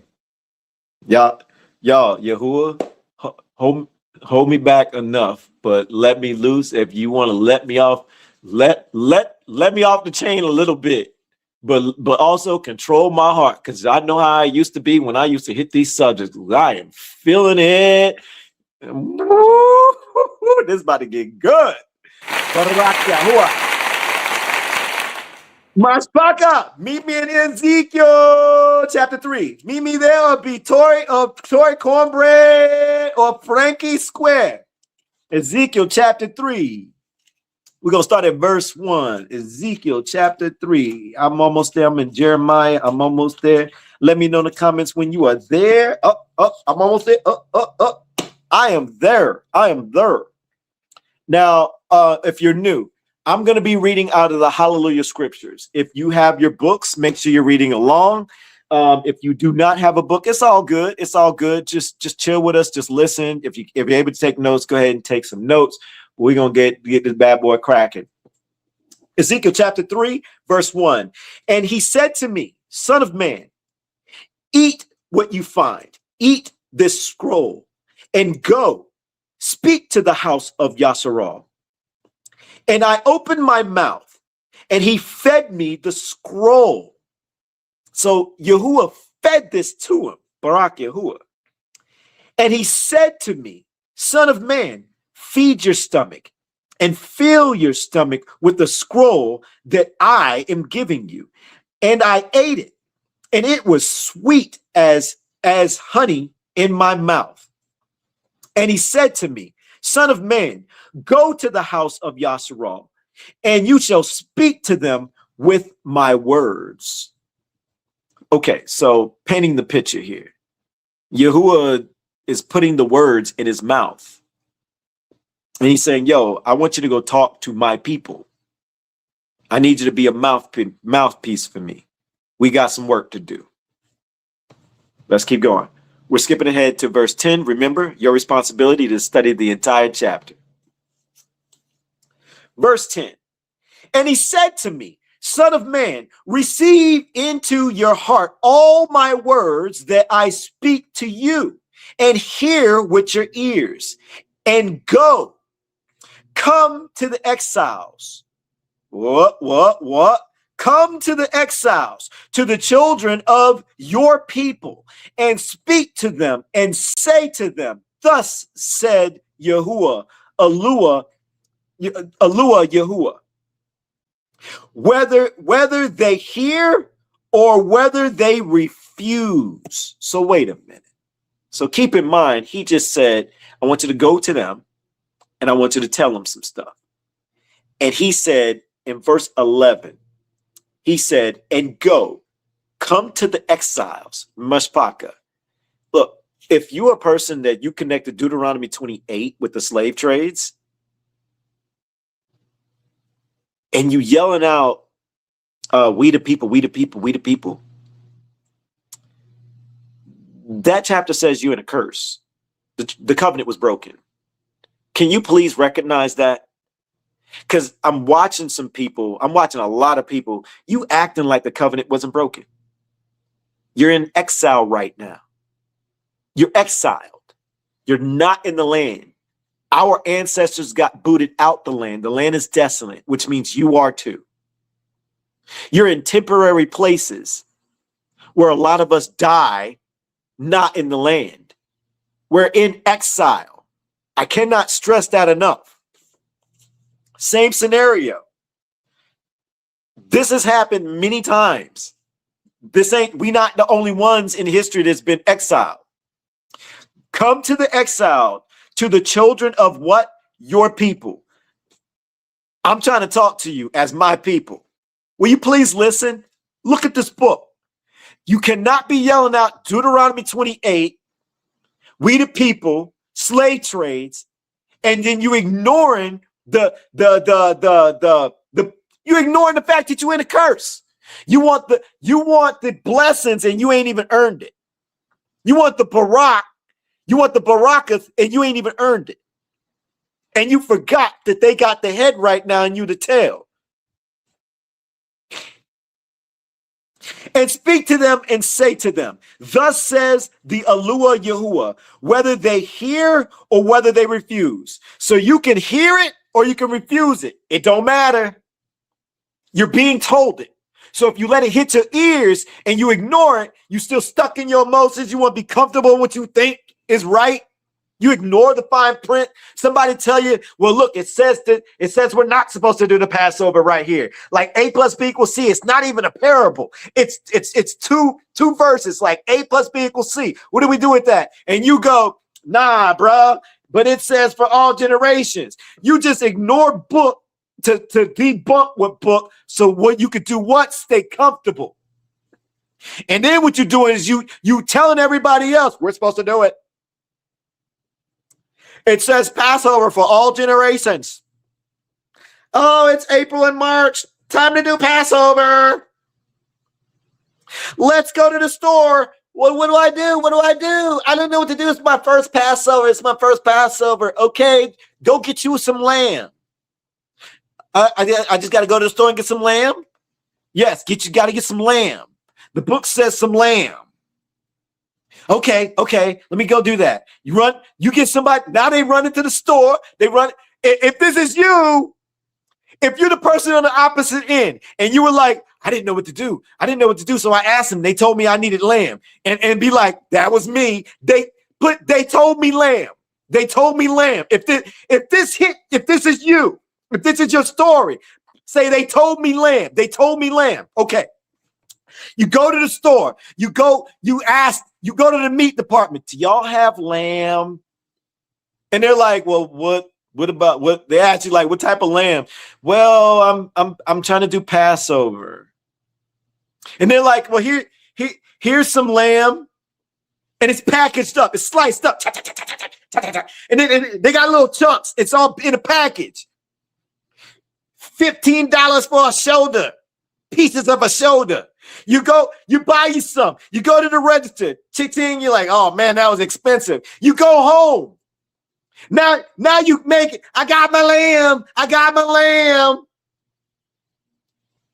You know what they didn't tell you? It says you need a whole lamb, no broken bones. Oh, but for all generations. But Deuteronomy 16, verse 5 and 6, he says you can't do it in your own land. You got to be where he says. He says you can't do it in your own gates. That person hit it again, sis. That person just misled you. Black Lives Matter. No, not in today's time. They the head, you the tail. Black lives need to be quiet. That's what Yahuwah was saying. Black lives need to stop murmuring, stop complaining. Woo! Some people get mad.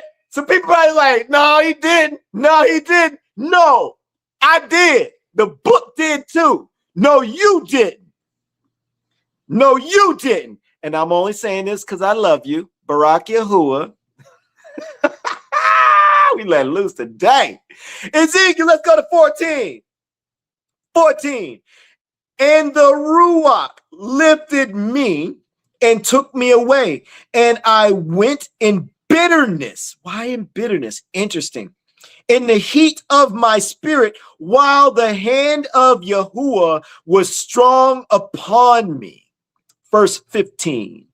And I came to the exiles at Tel Abib. Tel Abib. I don't know, y'all. Okay, it's in 15. Who were dwelling by the river Kibar. I hope I said that right. And I sat where they were sitting and sat there, stunned among them 7 days. Hold on, before I move forward. Myshpaka. He just said, and I came to the exiles and sat. He said he sat among them. He was just paying attention. He didn't say a jack yet. He didn't say a word. He just like, I cannot believe what I'm seeing. Like, he said he's been just observing them for 7 days. Doesn't say he spoke yet. Verse 16.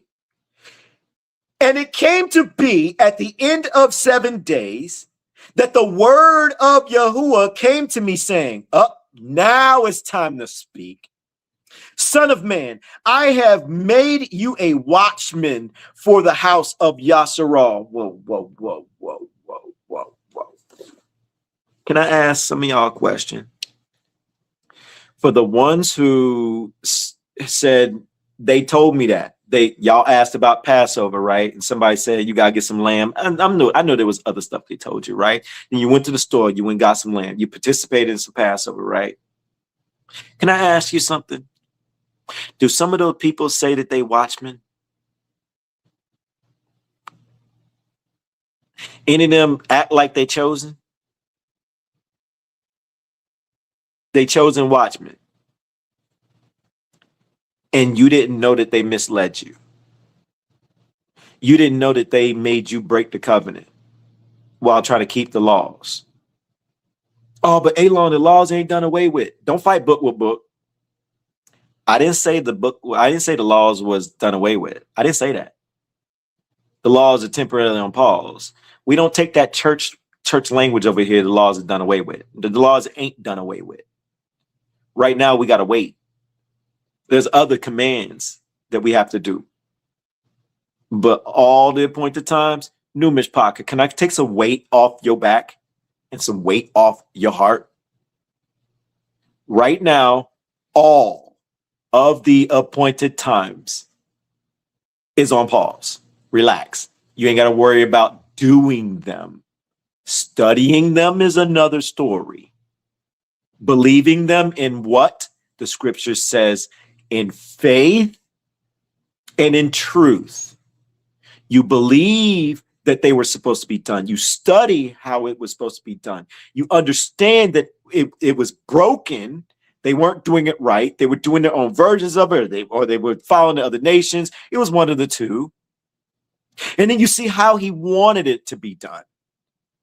That's in faith, and you know it to be true. But you're also seeing where he says, don't do it, because you have stipulations. But guess what you can do? You could do exactly what you're doing right now. You're doing Shabbat. Shabbat ain't tied to the land. It's not tied to the harvest. It's not tied to the priest. It's not tied to the altar or the temple. It's tied to you just wanting to get to know your creator, taking all your concerns, everything in your life that may be holding you down, giving you challenges. You're saying, I'm going to push that to the side.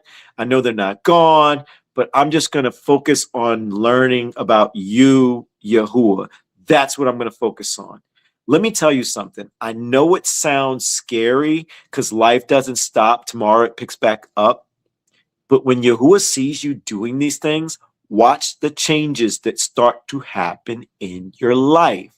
I'm not going to say things go away. I'm not going to say things get easier, but you're going to find more peace. You're going to be looking forward to Shabbat. In the beginning, you're going to be beating your head against the wall. Be like, I don't know what to do. I don't know what to do. Take a breather, relax, slow down. It's not hard. And then it's almost like you're panicking. You feel like you're messing up on week one, first try. You're messing up on second try. You mess up on third try. But you keep doing it. Tell me if I'm wrong. If this is any of y'all, be like, he right. Third, fourth, fifth, sixth, however many times, as long as you keep going for it, you start to develop a rhythm. You start to learn each week. And then out of nowhere, you start to realize, I was tripping. This ain't that hard. Like, and it's actually kind of chill. It's fun. It's actually really cool. Like, the studying gets easier. And it's a rhythm. That's it. And then what happens? It flips. In the beginning, you're freaking out. You make mistakes. But what happens later on, if something interrupts it or you feel like there's a curveball, then you start feeling bad. You be like, oh, I'm going to miss Shabbat. I don't want to mess Shabbat up. It flips. It changes. It changes. And you start developing peace. All that other stuff, that work-related stuff, the problems with this person, problem with that person, or that thing, whatever that is, not a problem. You're like, whatever. I want my Shabbat. Let's go. Let's go. Son of man, I have made you a watchman of the house of Yasharal, and you shall hear a word from my mouth and shall warn them from me. Notice the key word is from me. He's like, you're going to warn them. You're going to warn them. Barak Yahuwah. Myshpaka. Let's go to Habakkuk. Habakkuk. Meet me there or be franke or cornbread Thori squat. Shout out to why y'all Habakkuk chapter 4. Shout out to cornbread and my Aki Jacques. Sis, did they say it was a secret about what happened for them? So you think I can give them some love? I just want to say Barak Yahuwah for baraking them. Myshpaka, can I ask the Myshpaka to make sure you throw some palal for cornbread and Jacques, because they just signed in their new home, right? They got their own cribs now, you know, and that's big, man. I know they were with family, and it wasn't as easy for them every single day, but they stayed with Yahuwah. They stayed focused. My man Jacques worked hard, and I know Tori, she picked up that slack at the crib while Jacques out there grinding. And they are all about some Yahuwah. So just let's throw some applause out there for them that their new home is brought by Yahuwah. Well, we know it is, but I guess what I'm saying is that it continues to be Barak, and things just flow well for them, and they keep serving Yahuwah at the level that they're doing. Barak Yahuwah. Habakkuk. Let's start at verse 2. O Yahuwah, till when shall I cry, and you shall hear? I cry to you, violence, and you do not save. Why do you show me wickedness and cause me to see perversity? For ruin and violence are before me, and there is strife and contention arises. Verse 4. Therefore the Torah, what? The Torah ceases, and right ruling never goes forth. For the wicked him in the righteous, so that right ruling comes out twisted.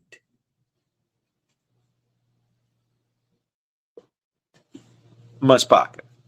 Few things caught my attention here. First off, O Yahuwah, till when I shall cry and you not hear? So he's asking Yahuwah that. I cry to you. So he's crying to Yahuwah. He's saying there's violence and you don't save them. Why? He's confused. Why do you show me wickedness and cause me to see perversity? He's like, why are you showing me this? Why are these people doing this stuff? Why is it like this? And why are you not doing anything, is what he's saying. For ruin and violence are before me, and there is strife and contention arises. Tell me we not about strife and contention in today's time, and violence.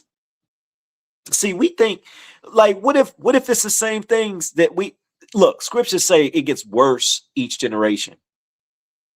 So if we got violence going on in our time frame, it might not be happening right in your backyard, but it's happening. And there's always strife. There's always contention. Everybody arguing about everything. Nobody can just shut their mouth and just be like, you know what? I could care less if you see it or not. Always got to be the smartest in the room. Always got to try everybody. Always got to be corrected. Got to get corrected. Always got to debate on who's the winner of this and who's the loser of that.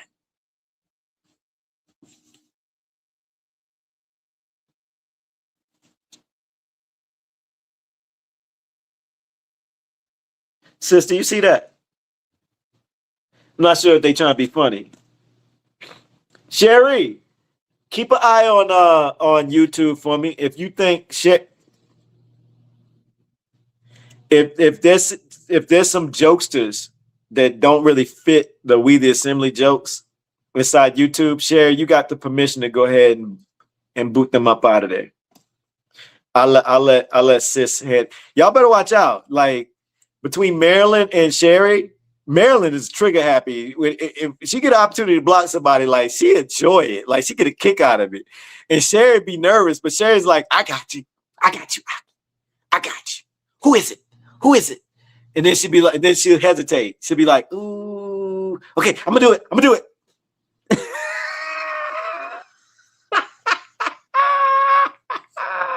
YAHUAH. Y'all better, hey, if you over there trying to be funny over on YouTube, you better behave yourself. You don't want to get my. Somebody better warn them, especially when I lock in. It's game on. They don't want the attention. Let's go. Let's go to. Oh wait. I wasn't done. Let's go back. Why do you show me wickedness and cause me to see perversity? For ruin and violence are before me, and there is strife and contention arises. Therefore, the what ceases? Therefore, the Torah ceases, and right ruling never goes forth. What? For the wicked him in the righteous, so that the right ruling comes out twisted. He says the Torah ceases. Write that down. That's verse 4. All right, thanks, sis. Barak Yahuwah. Let's go to chapter 2. Chapter 2. I stand at my watch and station myself on the watchtower and wait to see what he says to me and what to answer when I am reproved. Notice that he's waiting. He's not just reacting. He's waiting for Yahuwah. Wait. He's not just going about doing what he sees. He sees this wrong. He probably wants to speak up. He probably wants to say something. But he's like, not my place. I'm waiting for Yahuwah to tell me to go. Yahuwah to make me move. Barak Yahuwah. Let's go to 1 Samuel. 1 Samuel. We having fun, Myshpaka? If you're getting value, would you consider sharing? If sharing is not something you're comfortable with doing, that's fine. I get it. A lot of people don't understand this message. You don't want to seem, like you losing your mind, like you in a cult. And don't worry, we hear that all the time. I'm always considered a cult leader. I don't know why. I mean, I just see myself reading the book, but okay, whatever that means. But here's what you could do. If you do want to share, and if you want to share and you feel like your people is going to be acting kind of funny, this is how you do it. This is how you do it without them looking at you like you're losing your mind, even though you the one really waking up and they the ones that still asleep, right? You coming out your slumber, they still. Here's what you do. You just share onto your page, and this is what you don't do. Don't put your opinion. Here's what you put. You put interesting, ... That's all you do. You're not saying if you're on board or not on board. You're just saying, yo, I peeked at this. I thought it was a little interesting. So somebody else is going to be like, what's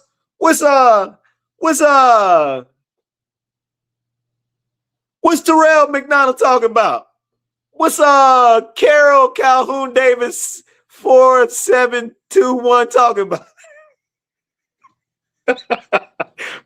Interesting. What Frankie talking about? Nah, I think by now on Frankie page, I bet you Frankie people are like, we know what he talking about. YAHUAH. Barak Yahuwah. All right, let's go. 1 Samuel, chapter 1, verse 10. And I'm not there yet. There we go. And she was bitter in life and prayed to Yahuwah and wept greatly. That's verse 10. skip down to verse 15. Remember, it's your responsibility to study the entire chapter. I tried to roll on that one with my tongue, and it didn't work out. It went flat. And Yahuwah, excuse me, my bad. I saw Sherry said, please don't share links in the comments, please. And then I don't know why I just started saying something completely off script. Y'all better listen to Sherry. Sis, if they share links, take them out, girl. Take them out. And Hannah answered and said, no, my master, I am a woman pained in spirit. So it seems like she's under stress.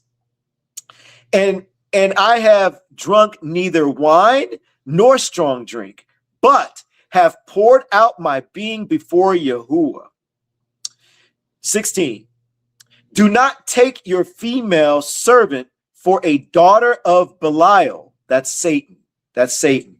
For it is out of my great concern and provocation that I have spoken until now. So it's the distress factor. Let's keep going. Deuteronomy. Now, Myshpaka. Now, here's where I'm actually going to read a whole lot more than just a couple of verses. I want to read a good bit. I think, I'm just going to take a peek forward a little bit. Yeah. We're going to read all of Deuteronomy, well, most of Deuteronomy chapter 1 and Numbers. So I want y'all to meet me just in Deuteronomy chapter 1.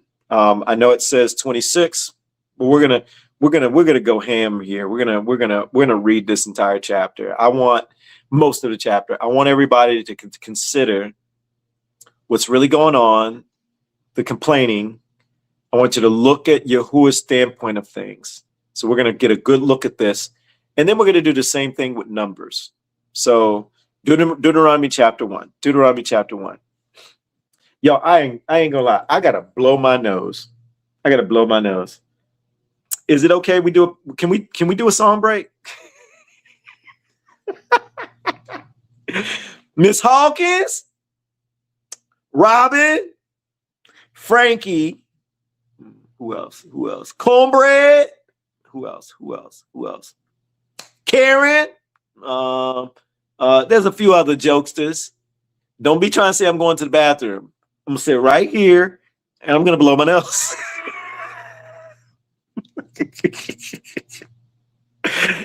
While we do a song break. Who said P-Leg? Johnny J, stop laughing. It's not funny.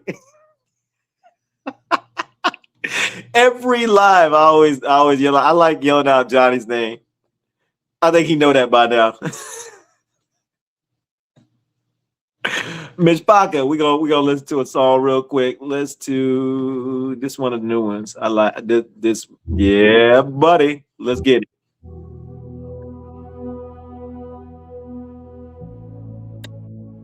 My heart and my hands come into the light. YAHUAH. Weigh every wrong, weigh every right. I won't dress up pain to make my case look true. I stand here wide open, corrected by you. We the assembly. Listen close. YAHUAH. YAHUAH. Let's go. YAHUAH. Yeah. They played the ending first, then claim that was the start. They frame my echo, left the first sound in the dark. Shemay threw stones in the road for all to see. A bitch I wanted blood, David wouldn't agree. Stop retaliation while the dust crossed the land. I need that kind of strength when rage is reaching for my hand. I got loud under pressure, let the anger show its face. So I own the part that's mine, let correction set my pace. 2 Samuel 16, verses 6 and 9. And he cast stones at David, and at all the servants of King David, and all the people and all the mighty men were on his right hand and on his left, and said, Abishai the son of Zeruiah unto the king. Why should this dead dog curse my master the king? Let me go over, I pray thee, and take off his head. Throw the stone, hide the hand. Play the echo like that's where it began. I took the bait once, now restraint is how I stand. People saw my reaction. Yahuwah saw the hand.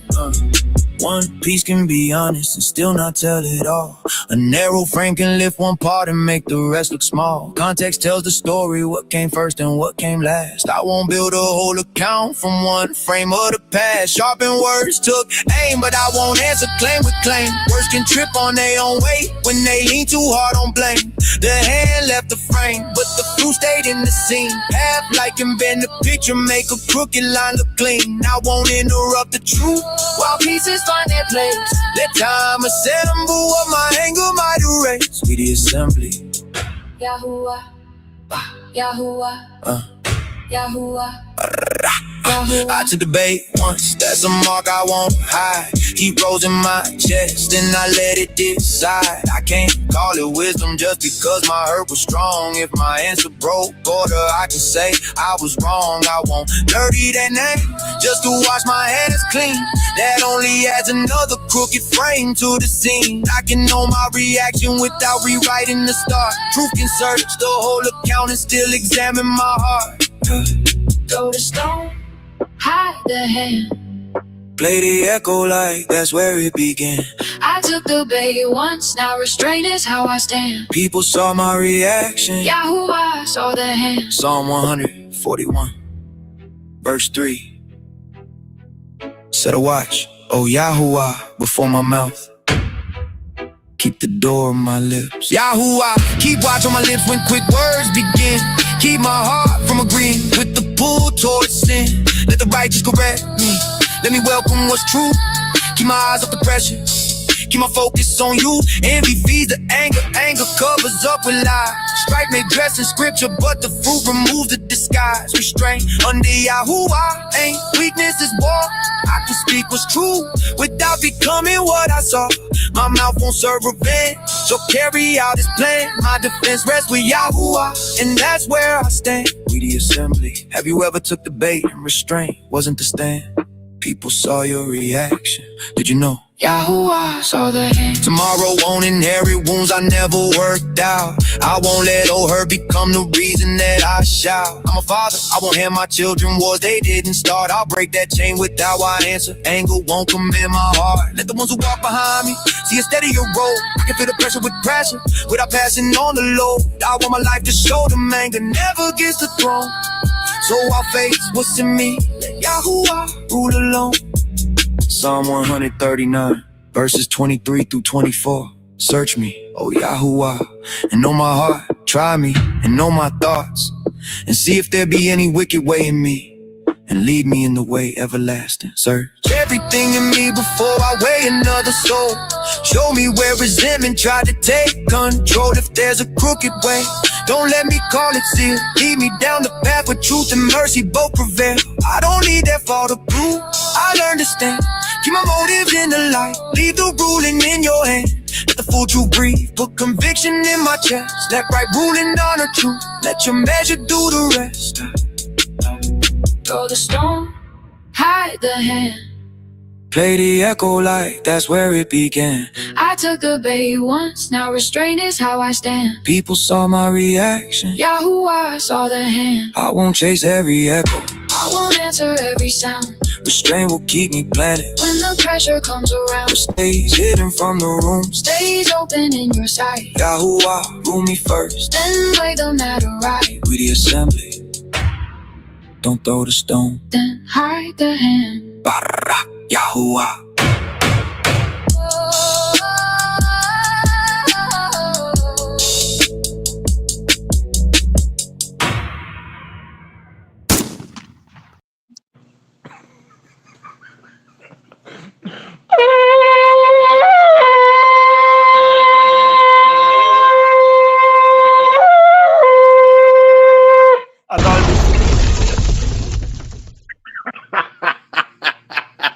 I saw some of y'all talking about somebody. It's like 3 or 4 of y'all put like squirrel and then blowing the nose emoji. So I figured I come back with the chauffeur, blow the chauffeur. You get it?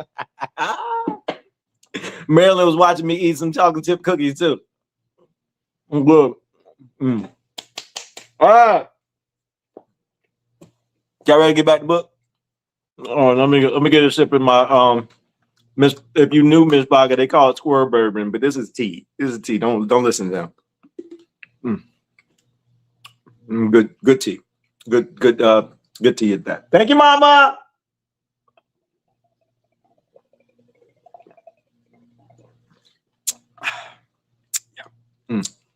I saw you, Anthony. Boston. All right.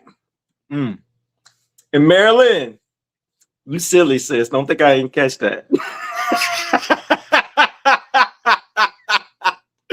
Oh, it did not go over my head. Just let you know that. Barack Yahuwah, and I appreciate you. All right, Myshpaka. Deuteronomy chapter 1. My bad. Let me get back on the screen. No, we had Deuteronomy chapter 1. Let's start at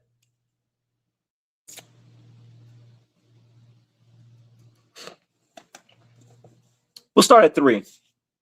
Now I'm gonna mess up on a couple of these words, all right? So if you knew, I can't pronounce half these words, all right? Shookies. Really, Kiki? We doing that. And it came to be in the 40th year, in the 11th month, on the first day of the month, that Moses spoke to the children of Yasharal according to all that Yahuwah had commanded him concerning them. So we're going to keep this nice and simple. Yahuwah spoke to the people. Real quick, hey, go back to Bethany. Bethany, I just got to tell you, sis, when you part of this Myshpaka, I saw you came in like in the middle of that song. When you Myshpaka, when people see you and they automatically like they acknowledging that you hear. You ain't the only one, but I just want to throw that out there. Like that's good stuff, because I remember that day you had asked me, how do I become part of, like, you didn't realize you were already part. Barack Yahuwah. Let's go. Verse 4. After he had smitten sovereign of the Amorites. By the way, new Myshpaka, the Amorites are giants, if you didn't know that, who dwelt in Heshbon. Yo, I don't know what y'all King James is saying. Mine spelled a little differently, so that's why, I still be messing up anyways. And Og, sovereign of Bashan. Why is some of the Myshpaka in my head right now? The ones that be like Shabbat and Wade, they be breaking it down. Every time they break it down, I'll be feeling like I should have been able to get it. I think they're in here. I know they're in here. Who dwelt in Ashtaroth we're going to keep going. All right, so these some giants, right? Verse 5. Beyond the Jordan, in the land of Moab. Now, for the new Myshpaka, I like to go nice and slow and identify some things, because a lot of us, I didn't even realize this when I started studying. I started seeing it, right? He's telling you directions. He's giving you landmarks. He's telling you which way they came from, where they at. Don't just walk over that so easy. So when he speaks like beyond the Jordan, in the land of Moab, he's telling you some things. And in today's time, they took our maps and they made the lands fit. Everything that you think is real on these maps that they've given us in today's time, they're not real. These lands were made up. Some of them the names were changed. Everything is flipped up backwards. I don't believe nothing they tell us. Anything geography wise, I'm like, man, y'all can kick rocks. I don't believe none of that. Look, what I do believe is they tell you to your face. Is that in that new building off the side? That's in Memphis, actually. It's in Memphis. Yeah. Oh, so that's where you were? Yeah. I see. Memphis, the capital of ancient Egypt. Right. Yeah, you're bringing what? Perhaps that's where our new God will come from. Yeah, no kidding. No kidding. Yeah, I wish that was funny.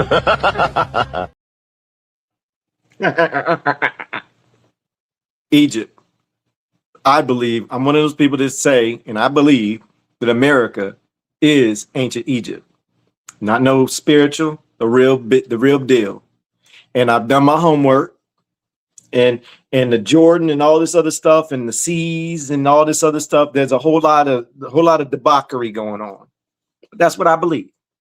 We're gonna keep going. Moses undertook to declare his Torah, saying, Yahuwah, our Elohim, spoke to us in Horeb, saying, you have dwelt long enough.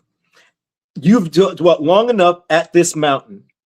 Turn and depart on your way and go into the mountains of the Amorites and to all the neighboring places in the desert plain, in the mountains and in the low countryside and in the Nebub, I don't know how to pronounce that, on the sea coast, to the land of the Canaanites, and to Lebanon, as far as the great river, the river Parthrith. See, I have put the land before you. Go in and possess the land which Yahuwah swore to your fathers, to Abraham, to Isaac, and Jacob, and give to them, to give to them and their seed after them. Verse 9. And I spoke to you at that time, saying, I am unable to bear you by myself. Yahuwah, your Elohim, has increased you, and see, you are today as numerous as the stars of the Shamayim. So that promise that he gave Abraham, it seems like that statement is being said in Deuteronomy chapter 1, that it has already happened.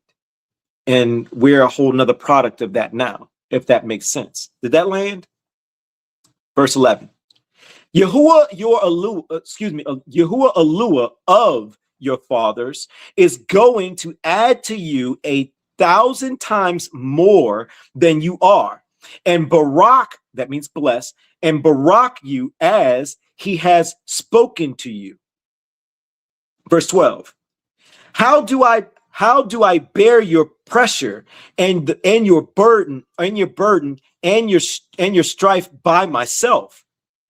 Choose men wise and understanding and knowing to your tribes, and let me appoint them as your heads. So they're dividing up in teams, so to speak, it sounds like, right? Verse 14. And you answered me and said, the word which you have spoken to us to do is good. And I took the heads of your tribes, wise men and known, and made them heads over you, leaders of thousands, leaders of hundreds, and leaders of 50, leaders of tens, officers of tribes. So they're organized. They're massive. It's a lot of them, and they're broken down in segments. 16.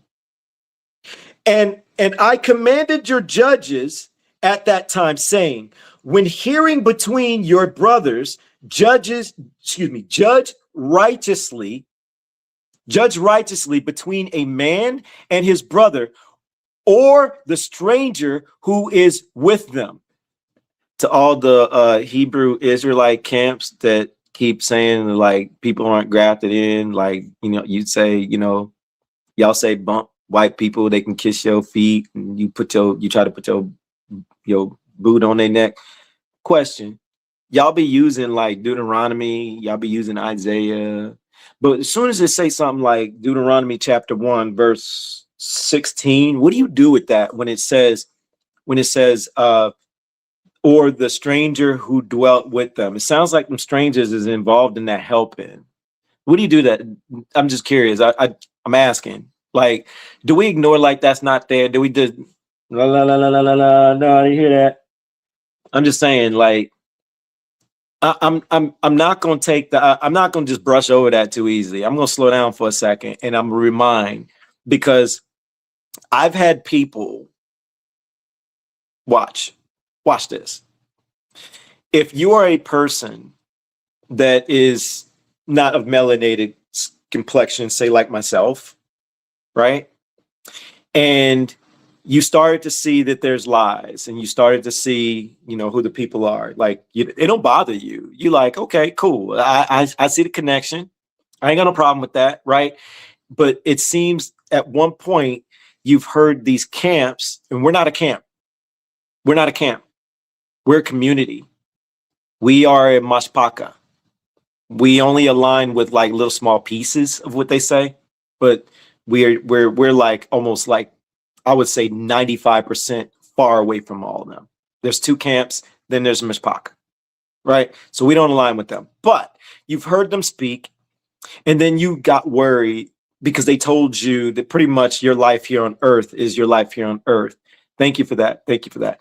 Your life was here on earth, and they call it a wrap for you, that you don't get no reward in the end.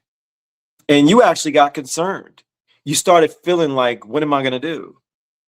And you started feeling like there's no way that I'm going to live past this. Like, I don't get the reward in the end. I don't get to win like y'all because I don't look like y'all. How many people that's not of my complexion, you felt that way? If that's you, put in the comments, that happened to me. That happened to me. I'm stopping for you. And I'm also I'm slowing down for you. So you could see this. So you can see that these camps are wrong. They're ignoring scripture. And they are guilty. They're misleading people. And they will pay for that. The book says, look, if you're gonna be about the book, be about the book. Don't pick and choose. They the same people to be turning around and telling the traditional church, Christmas ain't it, Easter ain't it, and they're not wrong. But as soon as they're challenged with book, it's a Christian move. They're glorified church system that claim to be something that they're not, but they're not even close to it. I'm just shooting y'all straight. They brought the old habits of the church, the way they studied, the way they handled things in the book, the way they learn. They brought it with their awakening, and they're still sleeping.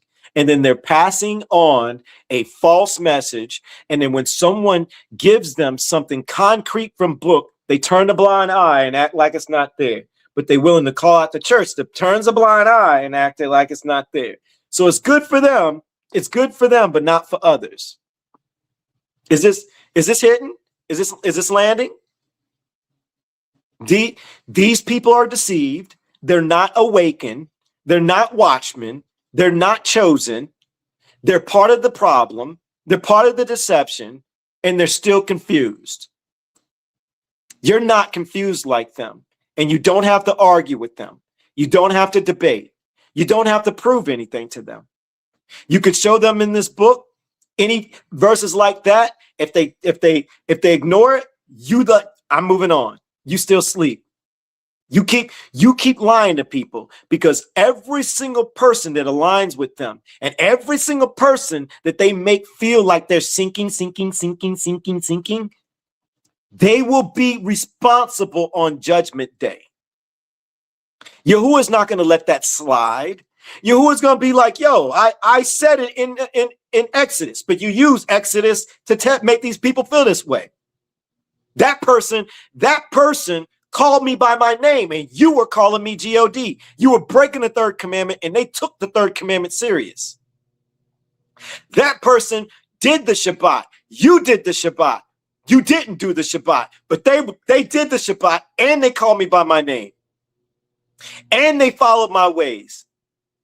They changed their heart while you over here caused strife and division. They didn't want to debate with people, but you made them feel small. You made them feel like nothing. Well, I'm telling you, they're good with me if they like my name, if they call me by my name, if they're doing my Shabbat, if they pray to me, if they fast, if they focus on me and my ways. They heard me. You turned a blind eye. And then when someone, even them, tried to tell you, you got angry with them. You caused more division. And then you made other people believe you. And all those thousands of people, those hundreds of people, those millions of people, you're responsible for all them falling too. You have your reward, but it's not over here in New Jerusalem. You have your reward. You get to go to Sheol. Bye-bye. Exit, stage left. Come on, stranger. The door is open for you. My bad. Marilyn, I had an old school moment. Barak Yahuwah. I bet you Frankie was like, those were the good old days. He said that the other day. Those were the good old days. You calm down a lot. You used to yell a lot. I used to like it. It caught my attention. Yo, I'm not making that up. Marilyn, am I making it up? Sherry, Kendra, am I lying? Frankie said that. Barak Yahuwah. Verse 17. Do not show partiality in right ruling. Hear the small as well as the great. Well, there's some good advice. There's some good counsel. Do not be afraid of anyone's face, for the right ruling belongs to Yahuwah. The case which is too hard for you, bring it to me, and I shall hear it. What he's doing is he's preparing them for something massive. He's preparing them for something big. Pay attention, because you're about to find out what it is. But at the same time, this is good practical advice. And this is the same applies in today's time. Here's where I might sound a little bit of churchy, okay? So forgive me. But it does make sense. But I'm not gonna hit you like a pastor inside the church. You're gonna realize what he's setting them up for. He's preparing them for giants. They're about to go face giants. He's letting them know, don't be afraid, show no partiality. When it's time to fight, kill them all. No one survives. That's what he's setting them up for. Now, in today's time, he ain't saying go out and go kill everybody. That's not, no. Your Goliaths is your problems. Show no partiality in right ruling. Hear the small as well as the great. Listen to everything. You don't have to make a decision. You don't have to respond, but hear everything out. Don't be afraid of anyone's face. Don't be afraid of anybody. Don't be afraid. Don't be afraid of talking to your boss. Don't be afraid to talk to your neighbor about what you need to say. But don't go starting no mess neither. Right? You got to be in the right ruach. For the right ruling belongs to Yahuwah. Somebody lying to you and you got to handle it, lying on you, right? First off, don't respond. Let them fall on their own counsel. Trust me, it's a thing. And the case which is too hard for you, something that you think is just too big for you. If you feel like it's too big, Karen, I see you, sis. Stop being funny. And the case which is too hard for you, bring it to me and I shall hear it. Bring it to Yahuwah. And I command you at this time all the words which you should do. Then we departed from Horeb and went through all that great and awesome wilderness, which you saw on the way to the mountains of the Amorites. So they're heading to the giants now. As Yahuwah, our Lua, had commanded us. And we came to a Kadesh that's set apart, I don't Barna. My book spells it Barnea. I don't know. Y'all drop in the comments what y'all book says. All right. Verse 20. And I said to you, you have come to the mountains of the Amorites, which Yahuwah, your Eluah, is giving you. See, Yahuwah, your Eluah, has put the land before you. Go up and possess it, as Yahuwah Eluah of your fathers has spoken to you. Do not fear, nor be discouraged. Now, keep in mind, let's slow down. Let's back this up. Because one thing that I realized that we do, one of the reasons why people are doing things in scripture, especially in the Torah movement, because they're missing the fine print. And this language is all throughout the book. Listen to this small part. It's so light, but if you're paying attention, it's being said so many times. See, Yahuwah, your Eluah, has put what? He put what? The what? The land. Can I get land in the comments, please? Before you. He's put the land before you. Yahuwah is trying to bring them to a special place, a special land where he wants to put his name, his hangout spot. That is important. And we got kicked out the land. We got exiled. Our ancestors got booted out the land. He's bringing them to the land. There are giants already there. He's bringing them to the land of Canaan. I'm trying to talk to somebody new so you can hear it right. He's bringing them to the land of Canaan, where the Canaanites lived, where the Amorites lived. It's interesting because what version or how do they canonize? Hint, hint, scripture. I wonder what Cain and Abel would feel about this story. Are you picking up what I'm putting down? If you're picking it up, say I see it. I see it. I see it in the comments. And all of you came near to me and said, let us send men before us and let them search out the land for us and bring back word to us of the way by which we should go up and of the city into which we would come. Verse 23.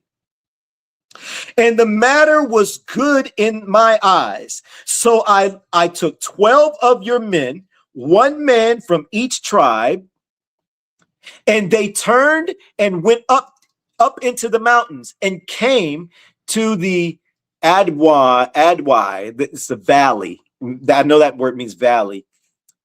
Eshcol, whatever, and spied it out. And they took some of the fruit of the land in their hand and brought it down to us. And they brought back word to us, saying, the land which Yahuwah, our Eluah, is giving us is good. So just to catch everybody up, he's bringing them to the land of Canaan. They're like at the border type vibes, right? And Moses is reminding them, this is what happened. We sent some people. We sent some spies. They scoped out the place. And they came back saying, the land is good. The land is good. Like, this is some good land, Moses. That's what he's saying. Verse 26. But you shall not go up and rebel against the word of Yahuwah, your Eluah. Write that down. Write that down. Deuteronomy chapter 1, verse 26. It's so soft. But hopefully at the end of this study, you'll realize how big of a deal it is. But you would not go up and rebel against the word of Yahuwah, your Yahuwah. Because soon as you start rebelling against it, you're murmuring. You're not trusting him. In today's time, we're in a curse. We're doing just that. We're complaining. We're going up against his word. Civil rights, it's against his word. Why do you think they set up these puppets in the past? There's somebody about to check out. Somebody about to check out. Martin Luther King. Reggie Jackson. Well, was it Reggie Jackson? I don't know. All the civil rights stuff. Rosa Parks. Black people. Let me explain. And the more we study this, hopefully it'll land with you. There are people that don't even know that they haven't picked up, or the church system has made them overlook Deuteronomy 28 and not put the connection together that it is the slave trades. They don't know that they are the descendants of Abraham, Isaac, and Jacob. They gave them this version of it when the truth is this version of it. And they're going in blind. And they're fighting for something that's not true. When they don't even realize the book is saying you're going to lose your identity. You're not going to know who you are. And they don't even realize the book is saying in the end times, these people are going to start to remember. They're going to start waking up to the truth. They're going to start realizing who they are. They're going to start realizing there's a lie been sitting in front of them the entire time. Kind of feels like that's happening, right? So if that's the case, then these are your ancestors. Your ancestors are doing, no, you are doing the same as your ancestors. You're whining and you're crying after your creator said, stop murmuring. I don't like your murmuring. You're little crybabies. You don't even trust me. You're rebelling against my word. I tell you to do something because I'm trying to help you. You don't trust me, so you get scared. You get a little antsy in your pantsy, and you want to turn around and doubt me. Watch everything I just said. Watch how it hits. Watch how it hits. So as long as we keep being blind, so when you see people complaining about black this and black that, black people get the boot on the thing. We invented everything and they stole it. They did this. They took the land. Da da da. And we always get nothing and they get everything. Your first thought should be, this person don't even know it. They don't even see it. They don't even know they're in a curse. You yelling out Deuteronomy 28. You see the connection, but you more so worried about bloodline and you want fairness. And you don't realize the book, the same chapter that you talking about, Deuteronomy 28, is telling you they get the head and you get the tail. He telling you to shut your mouth. He's saying they doing this because I'm letting them do this. And the more you complain about it, the more I'm not going to help you. If you stop complaining about it and start focusing on him, watch what happens. He's saying, he's legit telling us when they wake up and they confess their own sins and the sins of their forefathers, I will step in. That's what he's saying. He's not saying when they wake up and complain about what's happening to them. No, you're doing the same thing.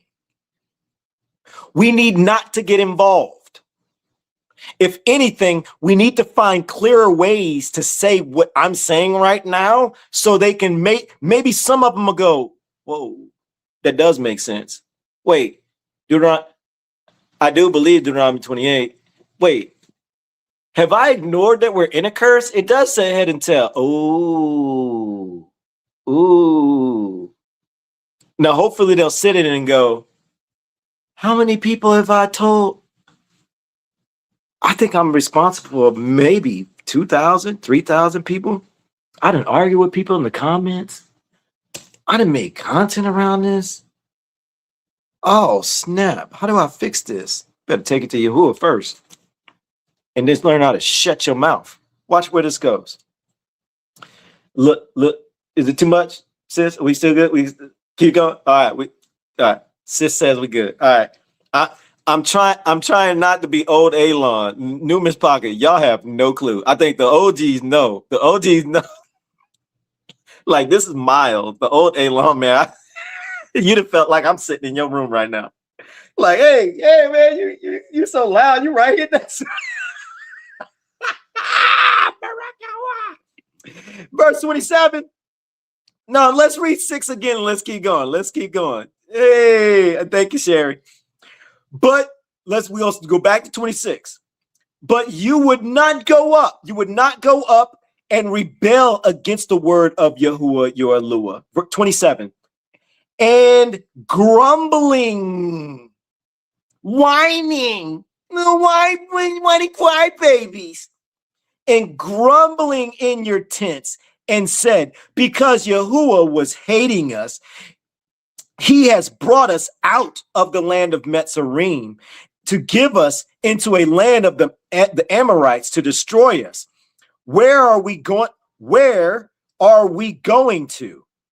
Our brothers have made our hearts melt, saying, the people are greater and taller than we. New Myshpaka. It's starting to tell you giants existed right here if you're paying attention. They're greater and taller than we. If you're new and you like your pastor ain't never told you that there were other giants and you only remember them talking about David and Goliath, you might want to reconsider going back to that church. The cities are great and walled up to the Shamayim. Are you picking up on the giants? Can I get giants in the comments, please? And we saw the sons of the Anak giants there too. Then I said to you, have no dread or fear of them. Yahuwah, your Eluah, now let me ask you something. So picture this. And by the way, this is Numbers 13. What he's describing the past. He's telling them, he's giving them a pep talk right now, and he's reminding them, like, this happened in the past. Don't let it happen again. That there were giants over there. Y'all know that there's giants over there. We about to go fight them. You know they exist, is what he's saying. He's saying, don't do like your forefathers. You better man up. Yahuwah's got our back, and we're going to go over, and we're going to go get this land. He's already given us the win. So he's saying, don't be afraid of them. Let me ask y'all something. Can y'all picture it? Can you picture it? You got tribes. They're seeing these massive giants, walls that go up to the heavens, to the Shamayim. What do you think? You don't think they're going to slow down a little bit and go like, yo, hold up. Right? Can you picture yourself there? Picture yourself there. You're on this battlefield, or you're setting up and you're seeing these massive giants the size of skyscrapers. Well, maybe that's, no, the skyscraper giants died in the flood. Maybe the size of, I don't know, the department store. A couple of big oak trees layered up top. I don't know. All right, so these giants are massive. They're crazy big. The walls are completely high. Picture yourself there. Can you picture yourself there? All right. Now let me ask you something. Think about today's time. You may not see a giant, right? But you got these countries. They got technology. They got weaponry. They got stuff that we probably never even heard of. If Yahuwah said, don't be afraid of it. Pick up your shovel.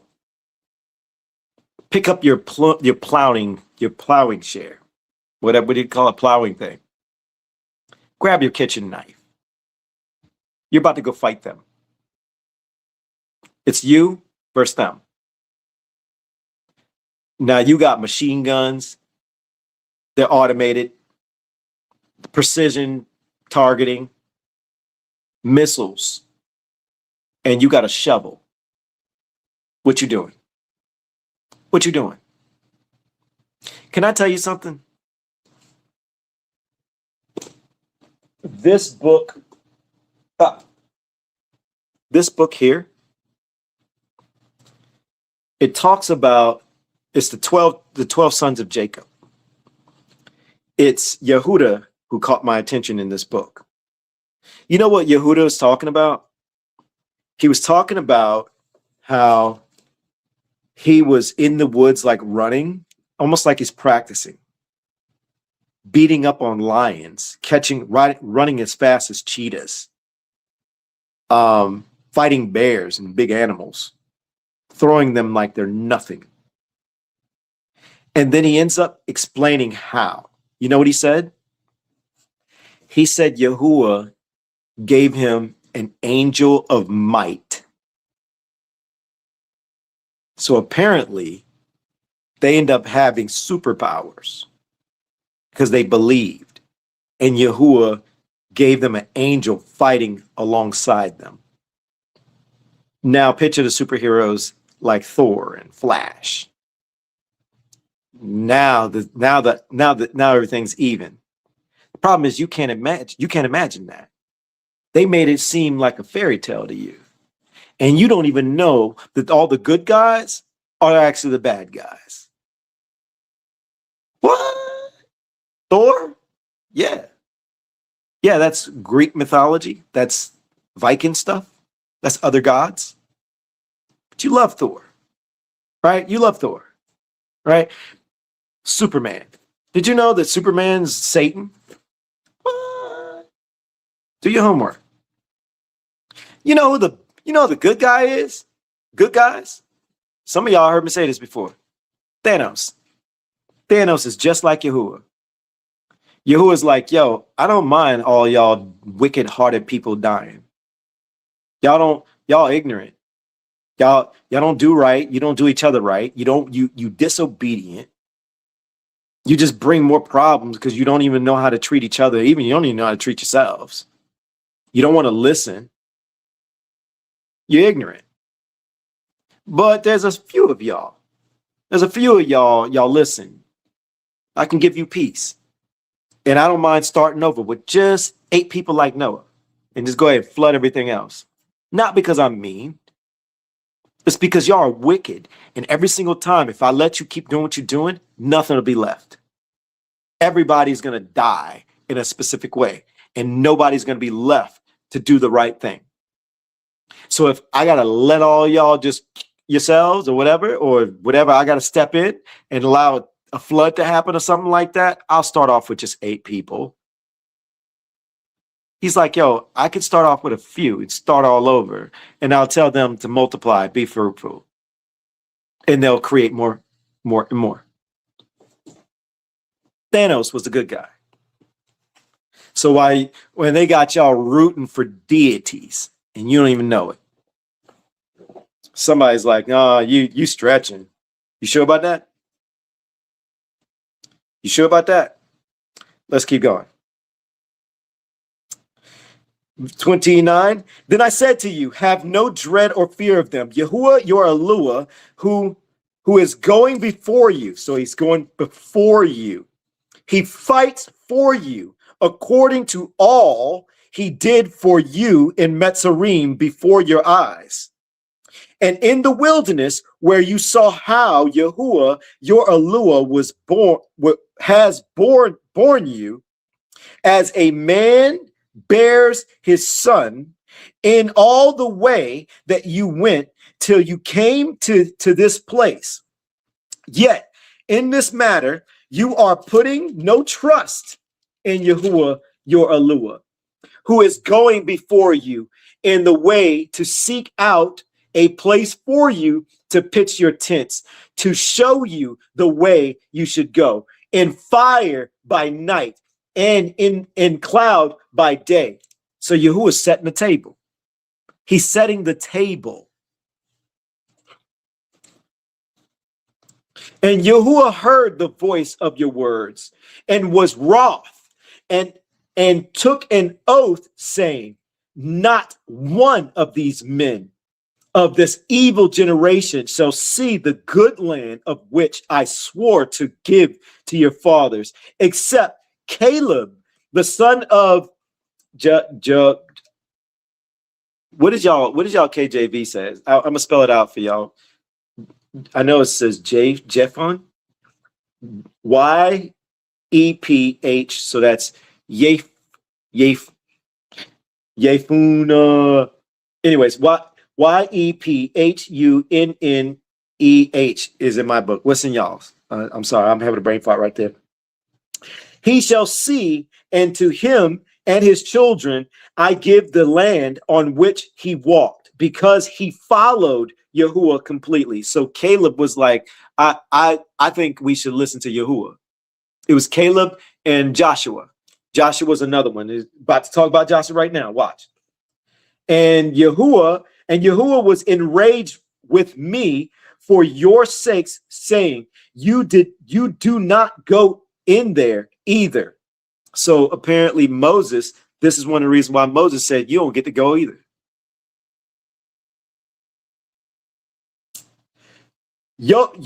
Joseph, the son of Nun, who stands before you, he shall go in there. Strengthen him, for he shall cause Yasharel to inherit. So he's going to inherit Yasharel, which we already know because that's the book of Joseph. Joseph, Myshpaka. Let me ask y'all something. How many people, watch, we're going to ask this in sections. I know this is going to be like Elon, duh, but just bear with me. Watch this. How many of y'all have been to traditional church before? Me. I'm going to ask again. How many of y'all have been to traditional church before? Me. Kiki says me. Okay. All right. Joanne Ship is moving fast. Said me. Anthony says me. Paulette Jack. Okay. All right. Me. Yeah. Oh, so we've been to traditional church, right? Okay. Question 2. How many of y'all have been to traditional church and your pastor or the pastor did a sermon talking about Joseph? And you saw that sermon, whatever the subject may be. Again, second question. How many of you have been to church and your pastor has did a sermon on Joseph? Excuse me, I'm not Joseph. Joshua. I meant to say Joshua. Forgive me. Joshua. Me.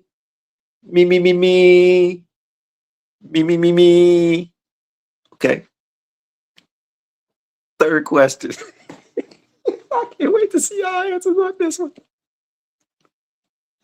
How many of y'all have been to church and your pastor did a sermon on Joshua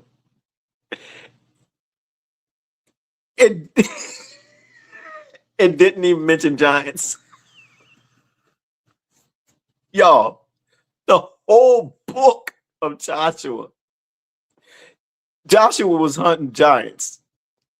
He was eradicating them. Pastors never mentioned that. If your pastor never mentioned that, put never mentioned. You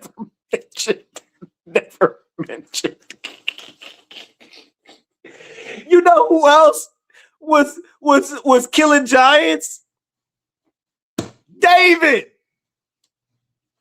Never mentioned it.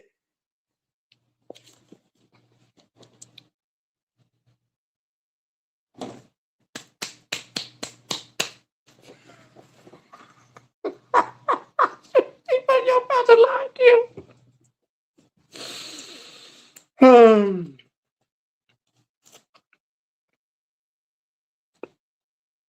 This is an easy way to understand. This is before they even went into the land. And he's already telling them in Deuteronomy, Joseph gonna take over. He knows that there's giants on the other side. He's like, Moses, you're not going to be involved in that. Joshua's going to handle business. Joshua going to go do this for me. You don't get to go in the land. But Caleb and Joshua, they going in the land. And Joshua going to take over, and Joshua going to go kill those giants for me. But Moses, you're going to keep your butt right over here on the other side. That's what this is about. Pastor never mentioned it, but did some sermons. Says, should I clip that? Y'all, Marilyn was eating. She's like, oh, you caught me while I eat.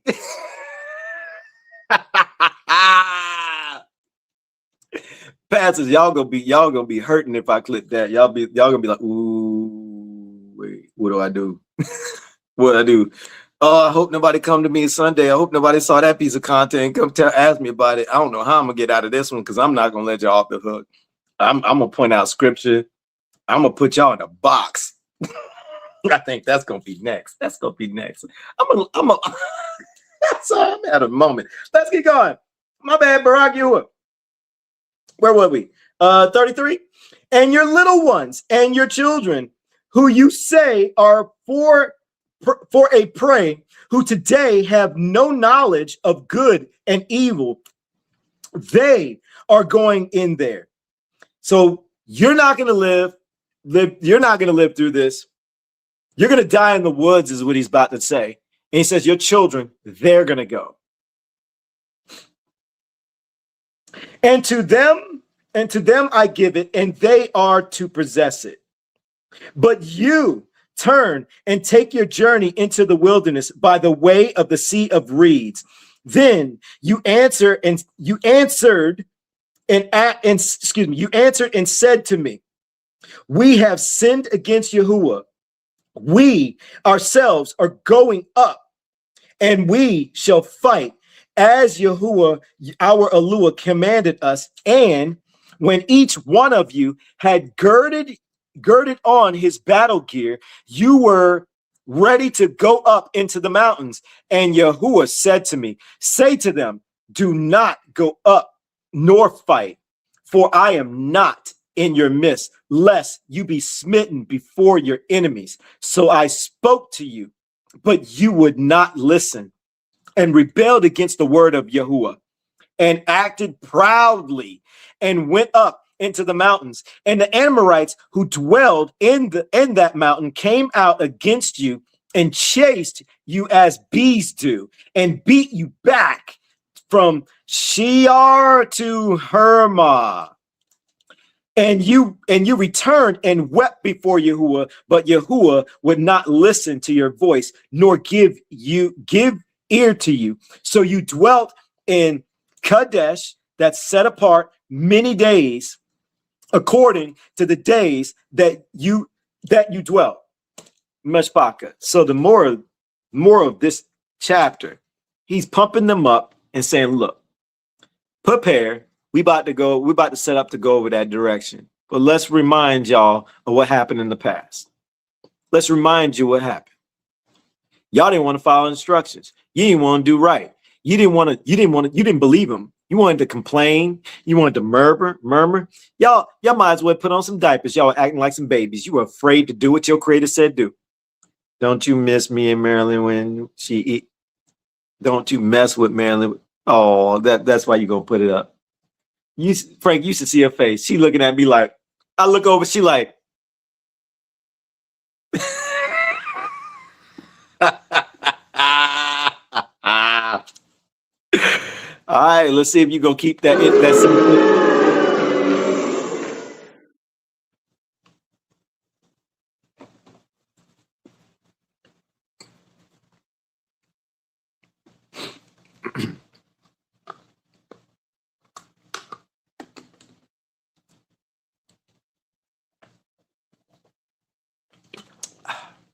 Now, Frankie,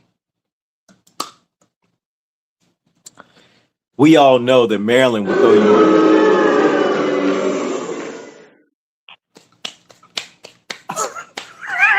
She ain't gonna let me talk.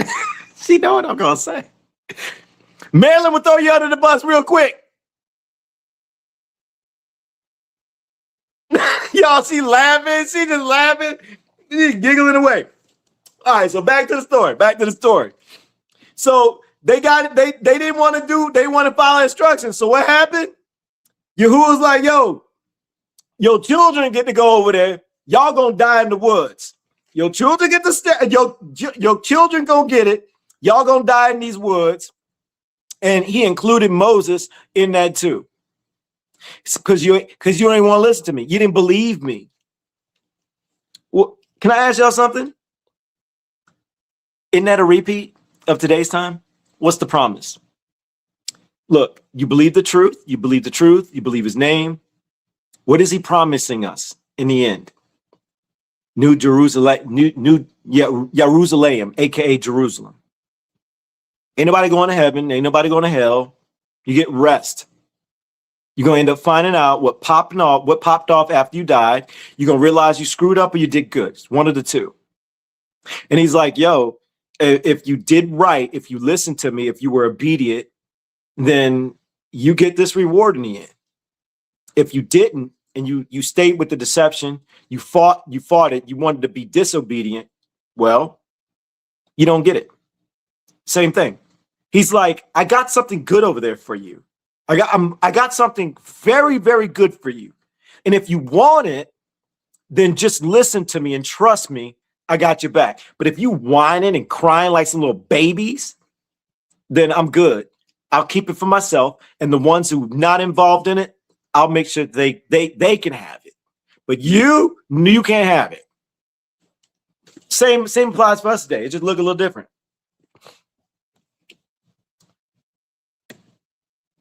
Oh, wrong button. Right. Ciao.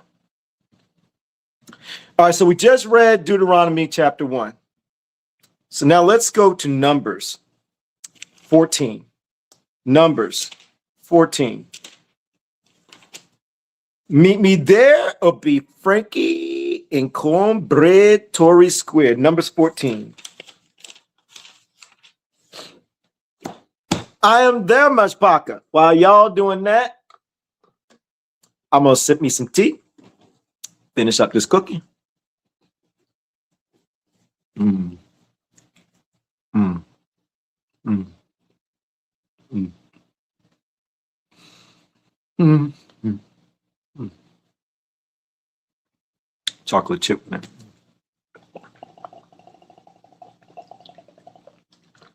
It's not bourbon. Some of y'all be putting squirrel bourbon. New Myshpaka. Don't be listening to them. They like to play around. Don't listen to them. All right, we there? Bet. Numbers chapter 14. We starting at verse 1. Then all the congregation lifted up their voices and cried, and the people wept that night. And all the children of Yasharel grumbled, little crybabies, grumbled against Moses and against Aaron. And all the congregation said to them, if only we had died in the land of Mitzrayim, or if only we had died in this wilderness. And why is Yahuwah bringing us to this land to fall by the sword? That our wives and children should become a prey. Would it not be better for us to turn back to Mitzrayim, that's Egypt? Verse 4. And they said to each other, let us appoint a leader and let us turn back to Egypt. Then Moses and Aaron fell on their faces before all the assembly of the congregation of the children of Yasharal. So that, y'all, it's a coup. They're like, yo, they trying to send us to death. We could have done better in Egypt. They whining. And they like, yo, let's point some new leaders. These two cats is misleading us. And Joseph, the son of Nun, and Caleb, the son of, I can't pronounce it, who were among those who had spied out the land, tore their garments. And they spoke, to all the congregation of the children of Yasharal, saying, the land we passed through to spy out is a exceedingly good land. If Yahuwah has delighted in us, then he shall bring us into this land and give it to us, a land which is flowing with milk and honey. Only do not wait. Whoa. So we just read Deuteronomy, right? And this is Numbers. We just heard this part. Now you get to see what's really popping off here. Now you see why Yahuwah's like, I'm cool with Joseph. I'm cool with Caleb. They had my back. They believed me.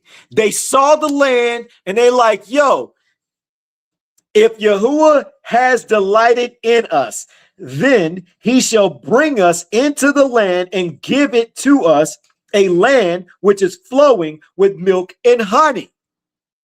They did not rebel. Put Wilson up there. Didn't rebel. Bang. Got it. They did not rebel.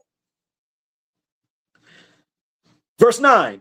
Only do not rebel against Yahuwah, nor fear the people of the land, for they are our bread. They are our bread. You eat bread. Their defense has turned away from them, and Yahuwah is with us. Do not fear them. But all the congregation said to stone them with stones. So Caleb and Joseph is like, yo, let's go get that land. Yahuwah with us. We got this. Yahuwah with us. These people is like, yo, stone them cats. They stupid. Then the esteem of Yahuwah appeared in the tent of appointment before all of the children of Yasharal. And Yahuwah said to Moses, how long I be scorned by these people?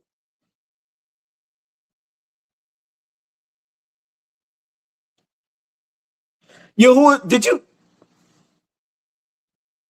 Caleb and Joseph is like, yo, he with us. Let's go get our land. Let's go get our inheritance. They like, nah, bruh. They got stones ready to throw it at these cats. They ready to kill these cats. Yahuwah pops up and he says, what? First off, do you even believe this? Or is it just another church story? See, we're not going to do a motivational speech with this. We're going to read this story. We're going to study this story, and we're going to ask a clear question. Do you believe this happened? Not a hit it against this. Not a motivational speech behind it about bravery and courage and having faith and praying harder. We're not doing that here. Do you believe the story popped off? Do you believe him? That's the qualifying question you need to start asking. Verse 11 again. And Yahuwah said to Moses, how long should I be scorned by these people? And how long shall I not be trusted by them? With all the signs which I have done in their midst, let me smite them with pestilence and disinherit them. Deuteronomy 28, when a curse. And make of you a nation greater and mightier than they.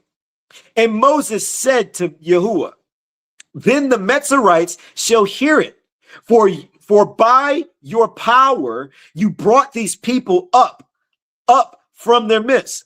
And they shall say to the inhabitants of this land, they have heard that you, Yahuwah, are in the midst of these people, that you, Yahuwah, are seen eye to eye, and that your cloud stands above them, and you go before them in a column of cloud by day and a column of fire by night. Now, if you shall kill these people as one man, then Then the nations which have heard of your report shall speak, saying, because Yahuwah was not able to bring his people to the land which he swore to give them. Therefore, he killed them in the wilderness. That was brilliant of Moses. Are y'all peeping game? It is okay to look. Yahuwah, help me with these words. Okay, answer yes or no in the comments. Does scripture tell us to learn from the forefathers? Yes or no?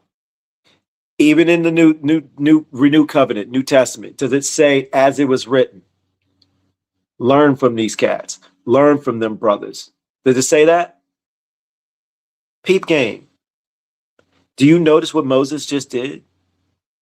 Moses knows that Yahuwah is ticked off. He is hot right now. What did he do? He reasoned. He didn't reason in a way of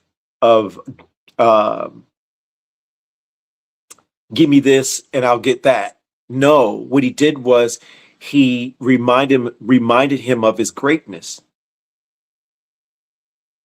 He reminded him of what he can do. So it is okay for you to turn around and say, Yahuwah, these people are coming against me. Think about your scenario. This person is coming against me. At my job, my boss is this way. Yahuwah, my boss don't even know who you are. Yahuwah, my family member, insert whoever that is, or many that you're thinking about right now, they don't even know you. And they think I'm in a cult. And they don't know how great you are. They don't see it. I see it. Yahuwah, you know that they put me in this type of position. They said this type of thing. Watch this. Watch this. You want to take it a step further? Yahuwah, just like in Numbers, when Moses had said to you about the Egyptians, I'd like to apply that to my situation here. I talk about you and they make jokes. They make fun of me. I talk about you and they pretty much talk like you nothing. They don't trust you like I trust you, but I trust you. And I'm not asking you to do anything outside that, I don't deserve. If this is my right ruling and I'm on pause, I hear you. I see you. I'm not ignoring you, but they are. Show them your greatness. Even if they don't even know it's you and they still stiff neck. Do you see it? Do you see it? Let me know in the comments if you see it. Let's keep going. 15. By the way, that's a palal. That's praying. I don't pray like the church. I pray just like the way I just lay it out to y'all. I talk to Yahuwah like that. I've learned to do that. Y'all, simple conversation. Do you see Moses turn around and being like, hold on, Yahuwah, I gotta get on my knees. Let me get the right posture. Wait, am I in my secret place? Oh, wait, I gotta go in the closet where it turn off the light. Do you see Moses doing that? No, Moses is like, Moses is talking like he's talking to anybody else. He having a conversation. He's directing the conversation to Yahuwah. I'm just saying, man, he just talking. Ain't nothing special about it, man. Ain't nothing special about it. They done taught us how to be churchy. Stop being churchy. Man, just talk to your creator just like you talk to anybody else. That's why if you knew, that's why we the assembly, we just so chill. We so laid back. All that spiritual, kick rocks with that vibe. That ain't even us. We don't even fit us. We don't talk like that. To me, it's uncomfortable. I just want to be me. I want to say what I want to say. I want to say it respectfully. I want to say it with clarity. I want to say it with confidence. Even if I got to say it uncomfortable, just say what you mean. Say it with your chest. That's what I'm seeing. Just throwing it out there. Add that to your prayer life. Watch what happens. Watch what happens. Now, if you shall kill these people as one man, then the nations which have heard of your report shall speak, saying, because Yahuwah was not able to bring this people to the land which he swore to give them, therefore he killed them in the wilderness. Verse 17, and now I pray, let the power of Yahuwah be great. Let's say that again. Let's say that again. And now I pray, and now I belong. Let the power of Yahuwah be great, as you have spoken, saying, Yahuwah is patient. He just reminded Yahuwah that be patient with these people. Please be patient with these people, Yahuwah. That's what he's doing in this moment. Be patient with my uncle. Be patient with my mom. Be patient with my grandmother. Be patient like you were patient with me. Are you hearing the prayer? Be patient with insert loved one. I'm trying to arm y'all because I know a lot of people, man, you'd be worried about other people not seeing it. This is how you get them to see. Be patient and of great kindness. And of great kindness, forgiving wickedness and transgressions.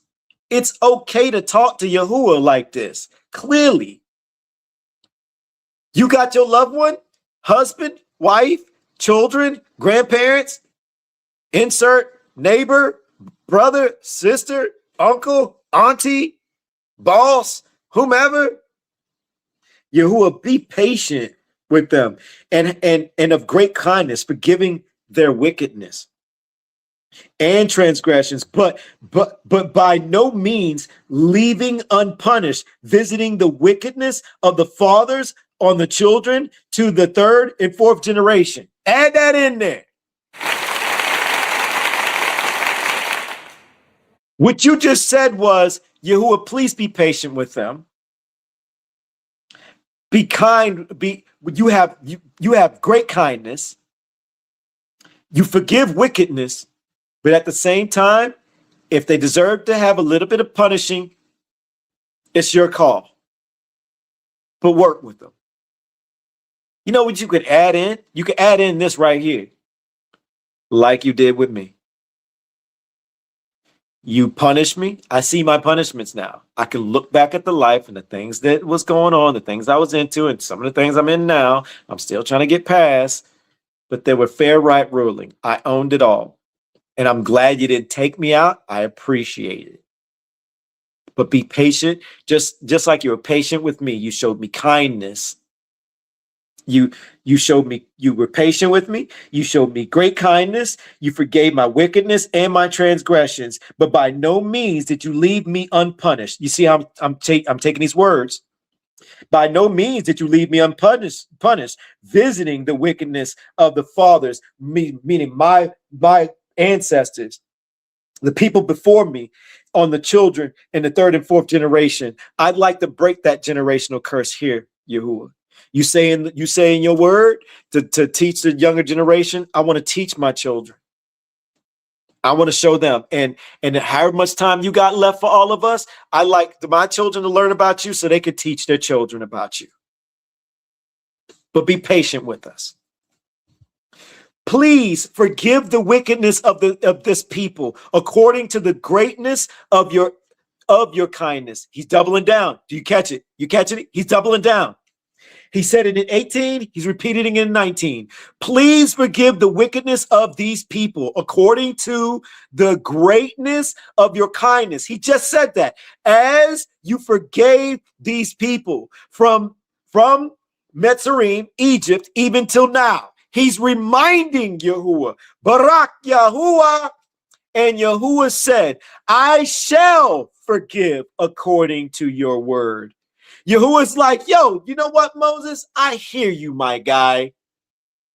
All right, I hear you. We are locked in. That was a fair statement. I like what you said. I like it, Moses, is what he said. But watch what he says afterwards. Keep in mind, what did Moses ask for? He said, be patient, kindness, but he said He didn't leave out the unpunished. He didn't say that they didn't deserve to be punished. So what is Yahuwah about to do? He's about to punish them. He's about to punish them. And Yahuwah said, I shall forgive according to your word. But truly, as I live, and all the earth is filled with the esteem of Yahuwah. Now keep in mind, he said all the earth filled with the esteem. All of the earth, that's outside of you. I see a wind. I'm looking out the window right now and I'm seeing trees. I'm seeing grass. I'm seeing fence line. His esteem. So I ain't going to take an opportunity to miss this. Did y'all pick up on that? Did y'all pick up? He said that all the earth filled with the esteem of Yahuwah. But there are times where he says his ruach came into someone. So what does that tell you? Yahuwah is everywhere. You ever had people argue? Oh, he's inside of you. He's outside of you. No, he is everywhere. You're making this too complicated, my guy. You don't have to debate that. You know what you know. You know what the book says. Say it once. They don't like it. La, la, la, la. No, he's just within you. He's not outside. He's inside of you. No, he's everywhere, my guy. He's in you and outside. No, no, no, no. He's inside of you. He's in your inner being, in your spirit. Scriptures say that. Look at these verses where he talks about he's filled with the Ruach. See, right there, it says here too, and here too, and here too. He's not outside, he's in you. Okay, but what about this part right here? Where it says it's everywhere. Like, I see that. I'll acknowledge that. Check. We'll take that one. We're locked in. Or are you locked in on this one? So now do you see how he's everywhere? No, he's in you. All right, cool. Have it. Bye. My bad. Since I zoned out. New Myshpaka, that's what they call a squirrel. Man, hold on.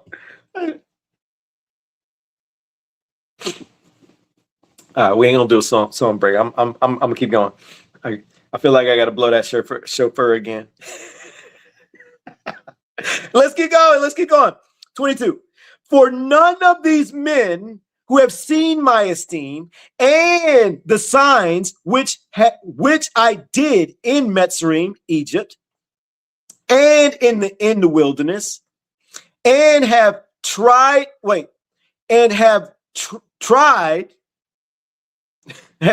me now these 10 times. He's like, yo, they keep trying me. They trying me, Moses. They trying me. Why Yahuwah sound like he just sound like a normal old person. He like, he got feelings, man. He's like, man, they trying me, Moses. They lucky you said what you said. They keep trying me. They 10 times. 10 times they trying me. I see it like that. I don't know about y'all, but I see it like that. And have disobeyed my voice. 23. Shall see. Wait. He said, shall see the land which I swore to your fathers, nor any of those who scorn me see it. He's like, yo, for all the ones that ain't want to believe me, you ain't want to listen to me, you want to rebel, they ain't seeing it. They ain't gonna make it to that land. But my servant Caleb, because he has a different spirit in him and has followed me completely, I shall bring into the land where he went, and his seed shall inherit it. Since the Amorites and the Canaanites are dwelling in the valley, turn back tomorrow and depart into the wilderness by the way of the Sea of Reeds. And Yahuwah spoke to Moses and to Aaron, saying, how long shall this evil congregation have this grumbling against me, this whining, this murmuring? Yo, every single time you try to tell somebody his name is Yahuwah, His name is Yahuwah. And you need to take a deeper look at the book. And they like, they like, nah, bruh, nah, bruh, nah, bruh. That's what you should be thinking about. And I'm not saying throw it in their face. I'm saying this is your focus. You see it. Like, yo, he said in the 10 Commandments that when you do this, you hate him. You're my family member, my boss, this person I care about. I'm not going to sugarcoat it. Just because I love them. Do you love Yahuwah too? Which one? Doesn't mean you don't love them any less. To acknowledge you hate the real creator. You don't even know it. You hate him. And you love the other ways. You love to hold on to the things that are not true. You're not willing to look, but you're so sure of it. You fight it down. You call me names. You say I'm in a cult. You say that this Yahuwah is nothing and it's G-O-D and L-O-R-D. You fighting for those other deities, and you have no idea what type of smoke you're going to be getting later on if you don't figure this thing out. And I try to tell you, and I'm not going to keep telling you. I'm going to start living it. And I love you, but I love him more. I see that he's saying what he's saying about them. You fitting just like them. You grumbling, you whining, and you crying about this and that, this, that, and the other. And you don't realize it's all attached to, it's all comes together. It all comes together. You choose him, this gets fixed. You choose him, he gonna give you some right ruling first. You're gonna get spanked around for a little bit because you didn't do right, but it'll start to even itself out. Hit it again, sis. He got to get your attention, Barak Yahuwah. And Yahuwah spoke to Moses and Aaron, saying, how long should I do evil? Oh, I read that one. Grumbling. I have heard the grumblings which the children of Yasharel are grumbling against me. Oh, whining crybabies, just like in today's time. Yeah, I said it. Say to them, as I live, declares Yahuwah, as you have spoken in my hearing, so I do to you. The carcasses of you who have grumbled against me are going to fall in the wilderness. All of you who are registered according to your entire number, from 20 years old and above. None of you except Caleb, son of, I can't pronounce the dad's name, and Joshua, the son of Nun, shall enter the land which I swore, and I will make you dwell in. But your little ones, whom you said would become prey, I shall bring in, and they shall know the land which you have rejected. Do you realize what he gonna say this in a minute? But I'll hit it in a second. But as for you, your carcasses are going to fall in this wilderness, and your sons shall be wanderers in the wilderness 40 years. Write that down. 40 years, and shall bear your whoring until the carcasses are consumed in the wilderness, according to the number of the days in which you have spied out the land. 40 days, a day for a year, a day for a year. You are to bear your wickedness 40 years, and you shall know my breaking off. Okay, peep game. Pay attention what Yahuwah just did. That's brilliant. He just said, I'm going to let y'all get old in the wilderness, and that's where you're going to die. Your little ones, they're going to grow up to at least be old enough, not only to have their own children, but to be strong. And then, so what he's doing is he's saying, I'm going to kill all y'all off by your own age. You're going to die in this wilderness on your own. I'm going to throw some plagues at you too. He's going to end up saying that in a second. He's letting them get old, and they're never going to see that land, while the children are going to become grown adults. What happens when you're around 40 years old? If you got somebody who's, say, 3 years old, 40 years later, how old are they? 43. That's a grown man. And he's telling them in the beginning, what did he say? He said they multiplied and that they're millions of people now, which means this 40-year-old man, this 40-year-old something woman, now they have how many children? And how old are these children? 20s, 30s, 15s, 5s. Do you see it? So Yahuwah's like, since y'all little wicked, stupid generation whining and crying, you didn't trust me, I'm going to let the next generation, they'll trust me. And then we're going to double the size. We're going to get even bigger, more people, and we're going to go into that land later on when we hit Deuteronomy. Do you see it? That's brilliant. He's like, you don't want it? Die in the woods old. Die in the woods old. I'll wait till your children will go for me. None of y'all are going to make it over there. Not even you, Moses. What? That's just so smooth. It's so simple. How many of y'all have, I got to ask, how many of y'all hit that and looked at it like that? Like, yo, that's exactly what he did. Like they were at a good age where they could have went over there, but then they punked out. They punked out, and Yahuwah's like, yo, I'm gonna let y'all just get old and die in those woods, and I'm gonna let your children go over there while they strong. And while I wait, Yahuwah got all the time in the world. They don't. So Yahuwah's like, well, fine, we'll just double the size. I have more people. That's gangster. Let's keep going. Verse 35. I am Yahuwah. I have spoken and shall do this to all this evil congregation who are meeting against me. That's right. They did meet up, right?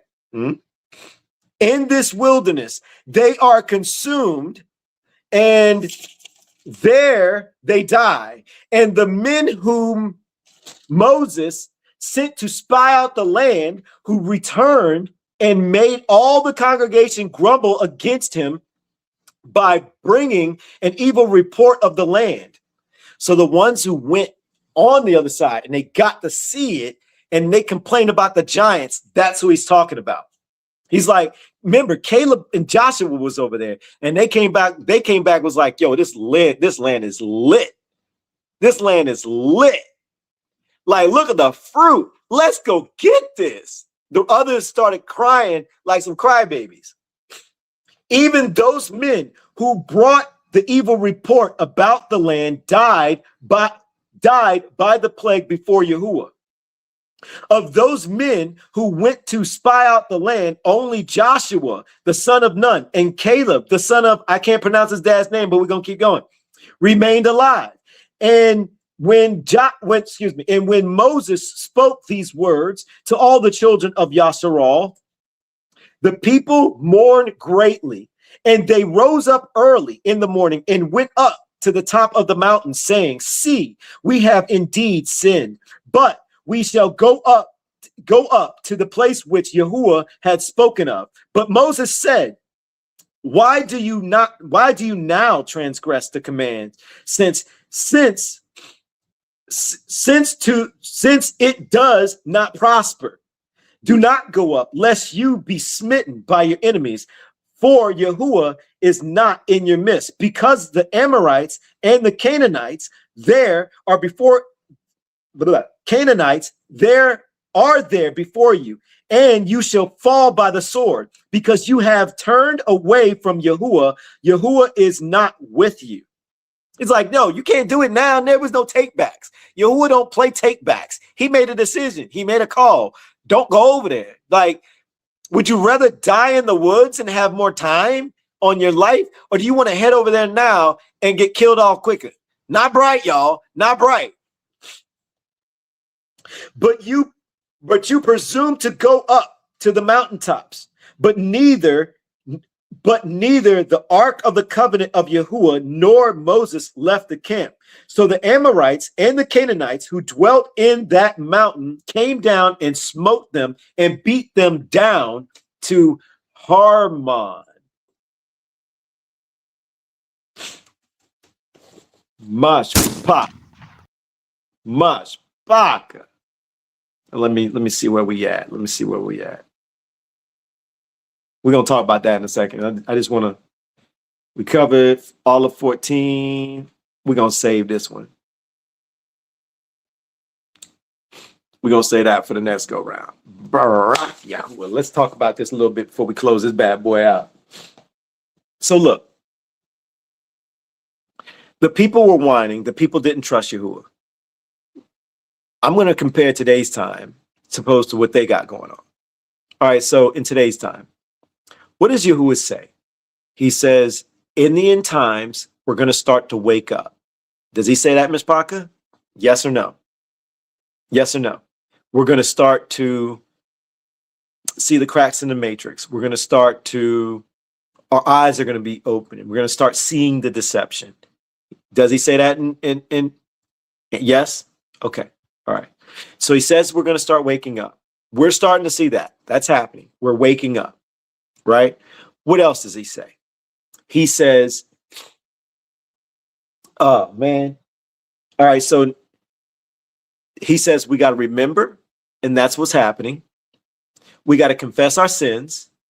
We got to confess the sins of our forefathers, right? Okay. Now, if you look at this scenario and then take a look at us today's time, we're not whining anymore. At least we're trying not to. I'm starting to see like this, Myshpaka. I can't speak for other communities. I can't speak for anybody waking up. But if you're new, please listen to us. We're actually starting to realize Yahuwah wants us to humble ourselves. And this gets easier, much easier. Stop complaining. Don't complain on your job. Don't complain. Don't complain about, especially if you're a melanated brothers and sisters. Please listen. Stop whining about, look, I'm going to say something. Take a bite of a cookie first before I say this, because I know some people going to get triggered. Some people going to get triggered.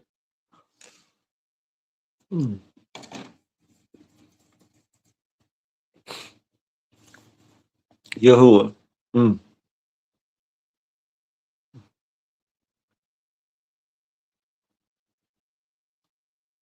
Okay. I'm about to say something. It might be a little insensitive.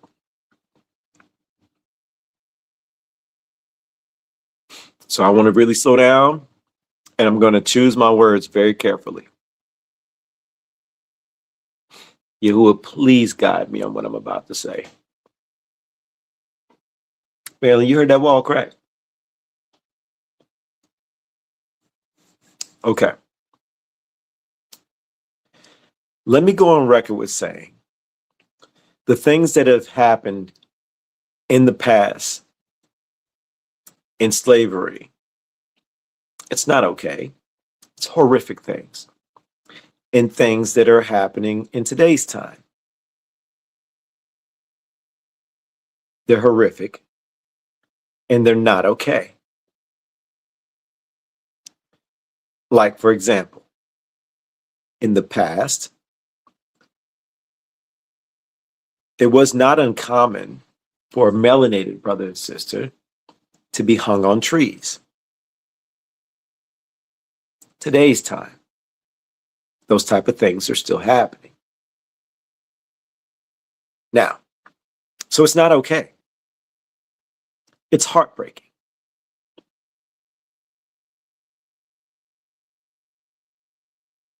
Can I throw a thought out here?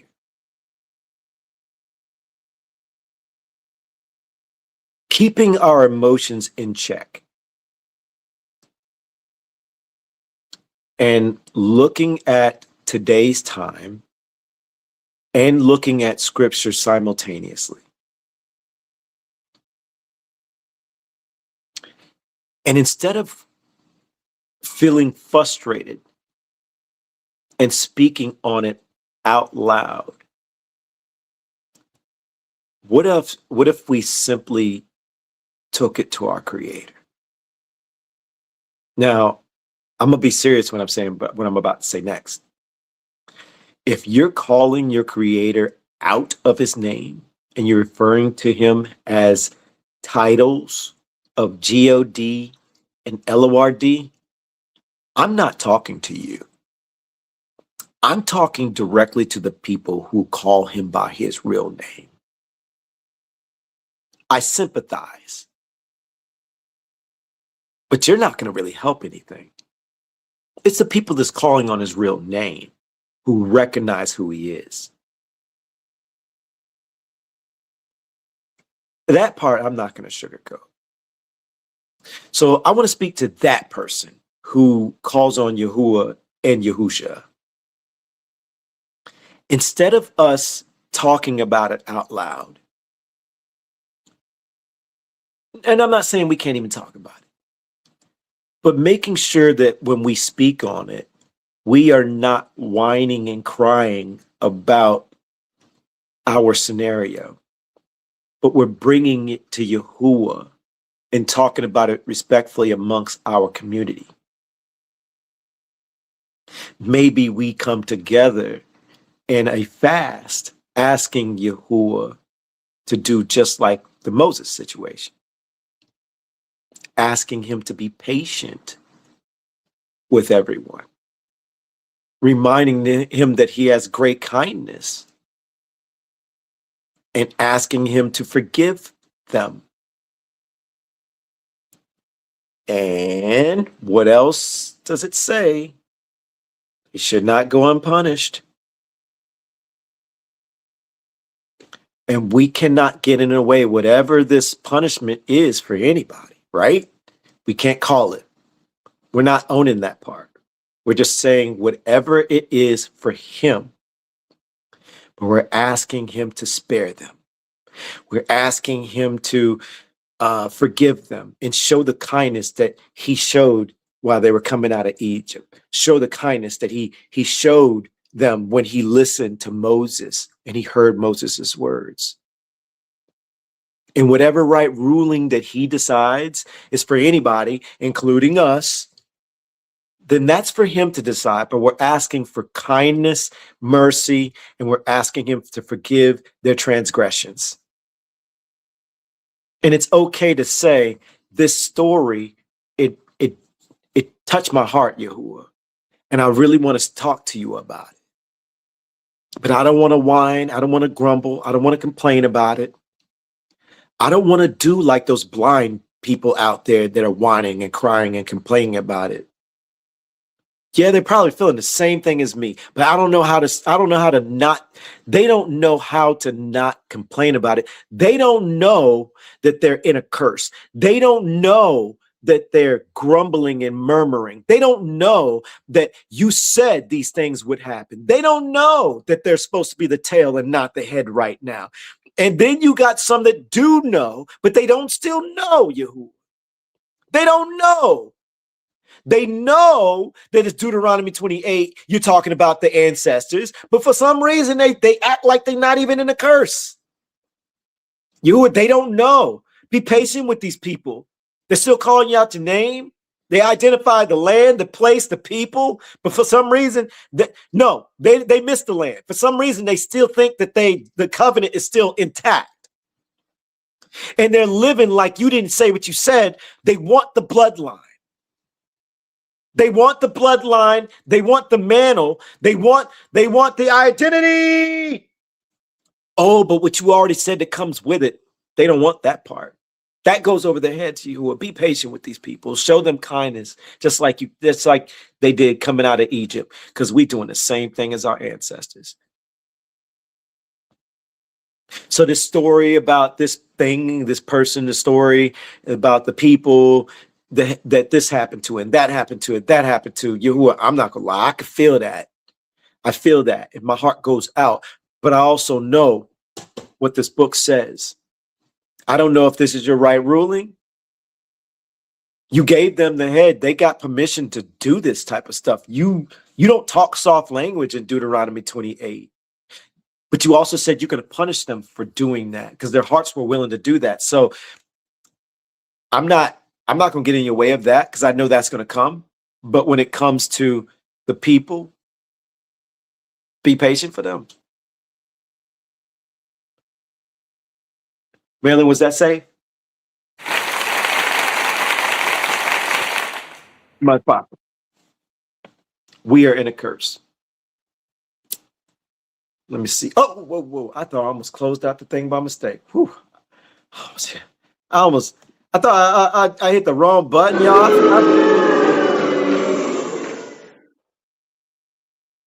Y'all just see Marilyn. She just giggling away. She like booing me. Like she catch me off guard. She like, perfect timing. I can boo him. This will be good. This will be good. No, that's Frankie. Marilyn don't have that strong of an accent like that. I mean, she got one. Yeah, I know. Oh, my bad, y'all. I'm picking a song for y'all. Yeah, this one right here. Yeah, buddy. Myshpaka. Oh man, I ain't gonna lie. I'm starting to wear down. We 4 hours deep. Let me hit this chauffeur. Where I put my chauffeur? Myshpaka. My name is Elon. No, I'm skipping ahead. We still have more to go, y'all. We'll finish up this live. So we're gonna do another part 5. We're at slide 57. We've got like 20 more slides on this. So we probably got another round or 2. So we're gonna keep this one popping. And we have not finished Pray Like the Forefathers. And I've already started preparing another scripture study series based on being in the wilderness. So if you're a person that's feeling lonely, separated, you're feeling like no one's listening to you, you feeling like you just don't fit in anymore. We've already did this study, but we about to do a revamp, a whole 9 on that one. So that's coming soon. And I am in Palal that I can get this website popping off soon.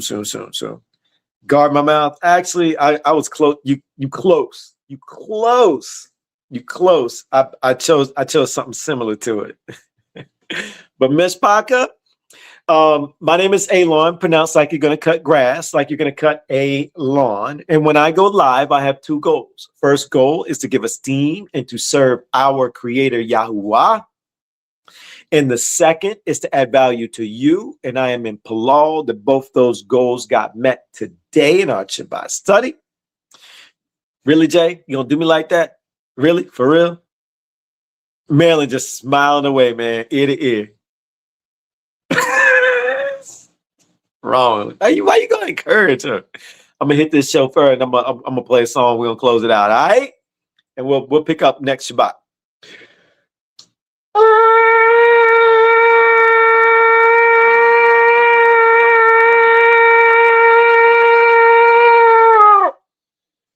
Sherry, how I do, sis?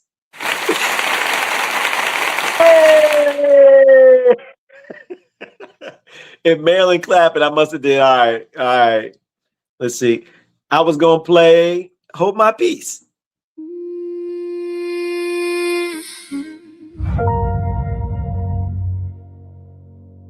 We.theassembly, Yahuwah, hold my peace.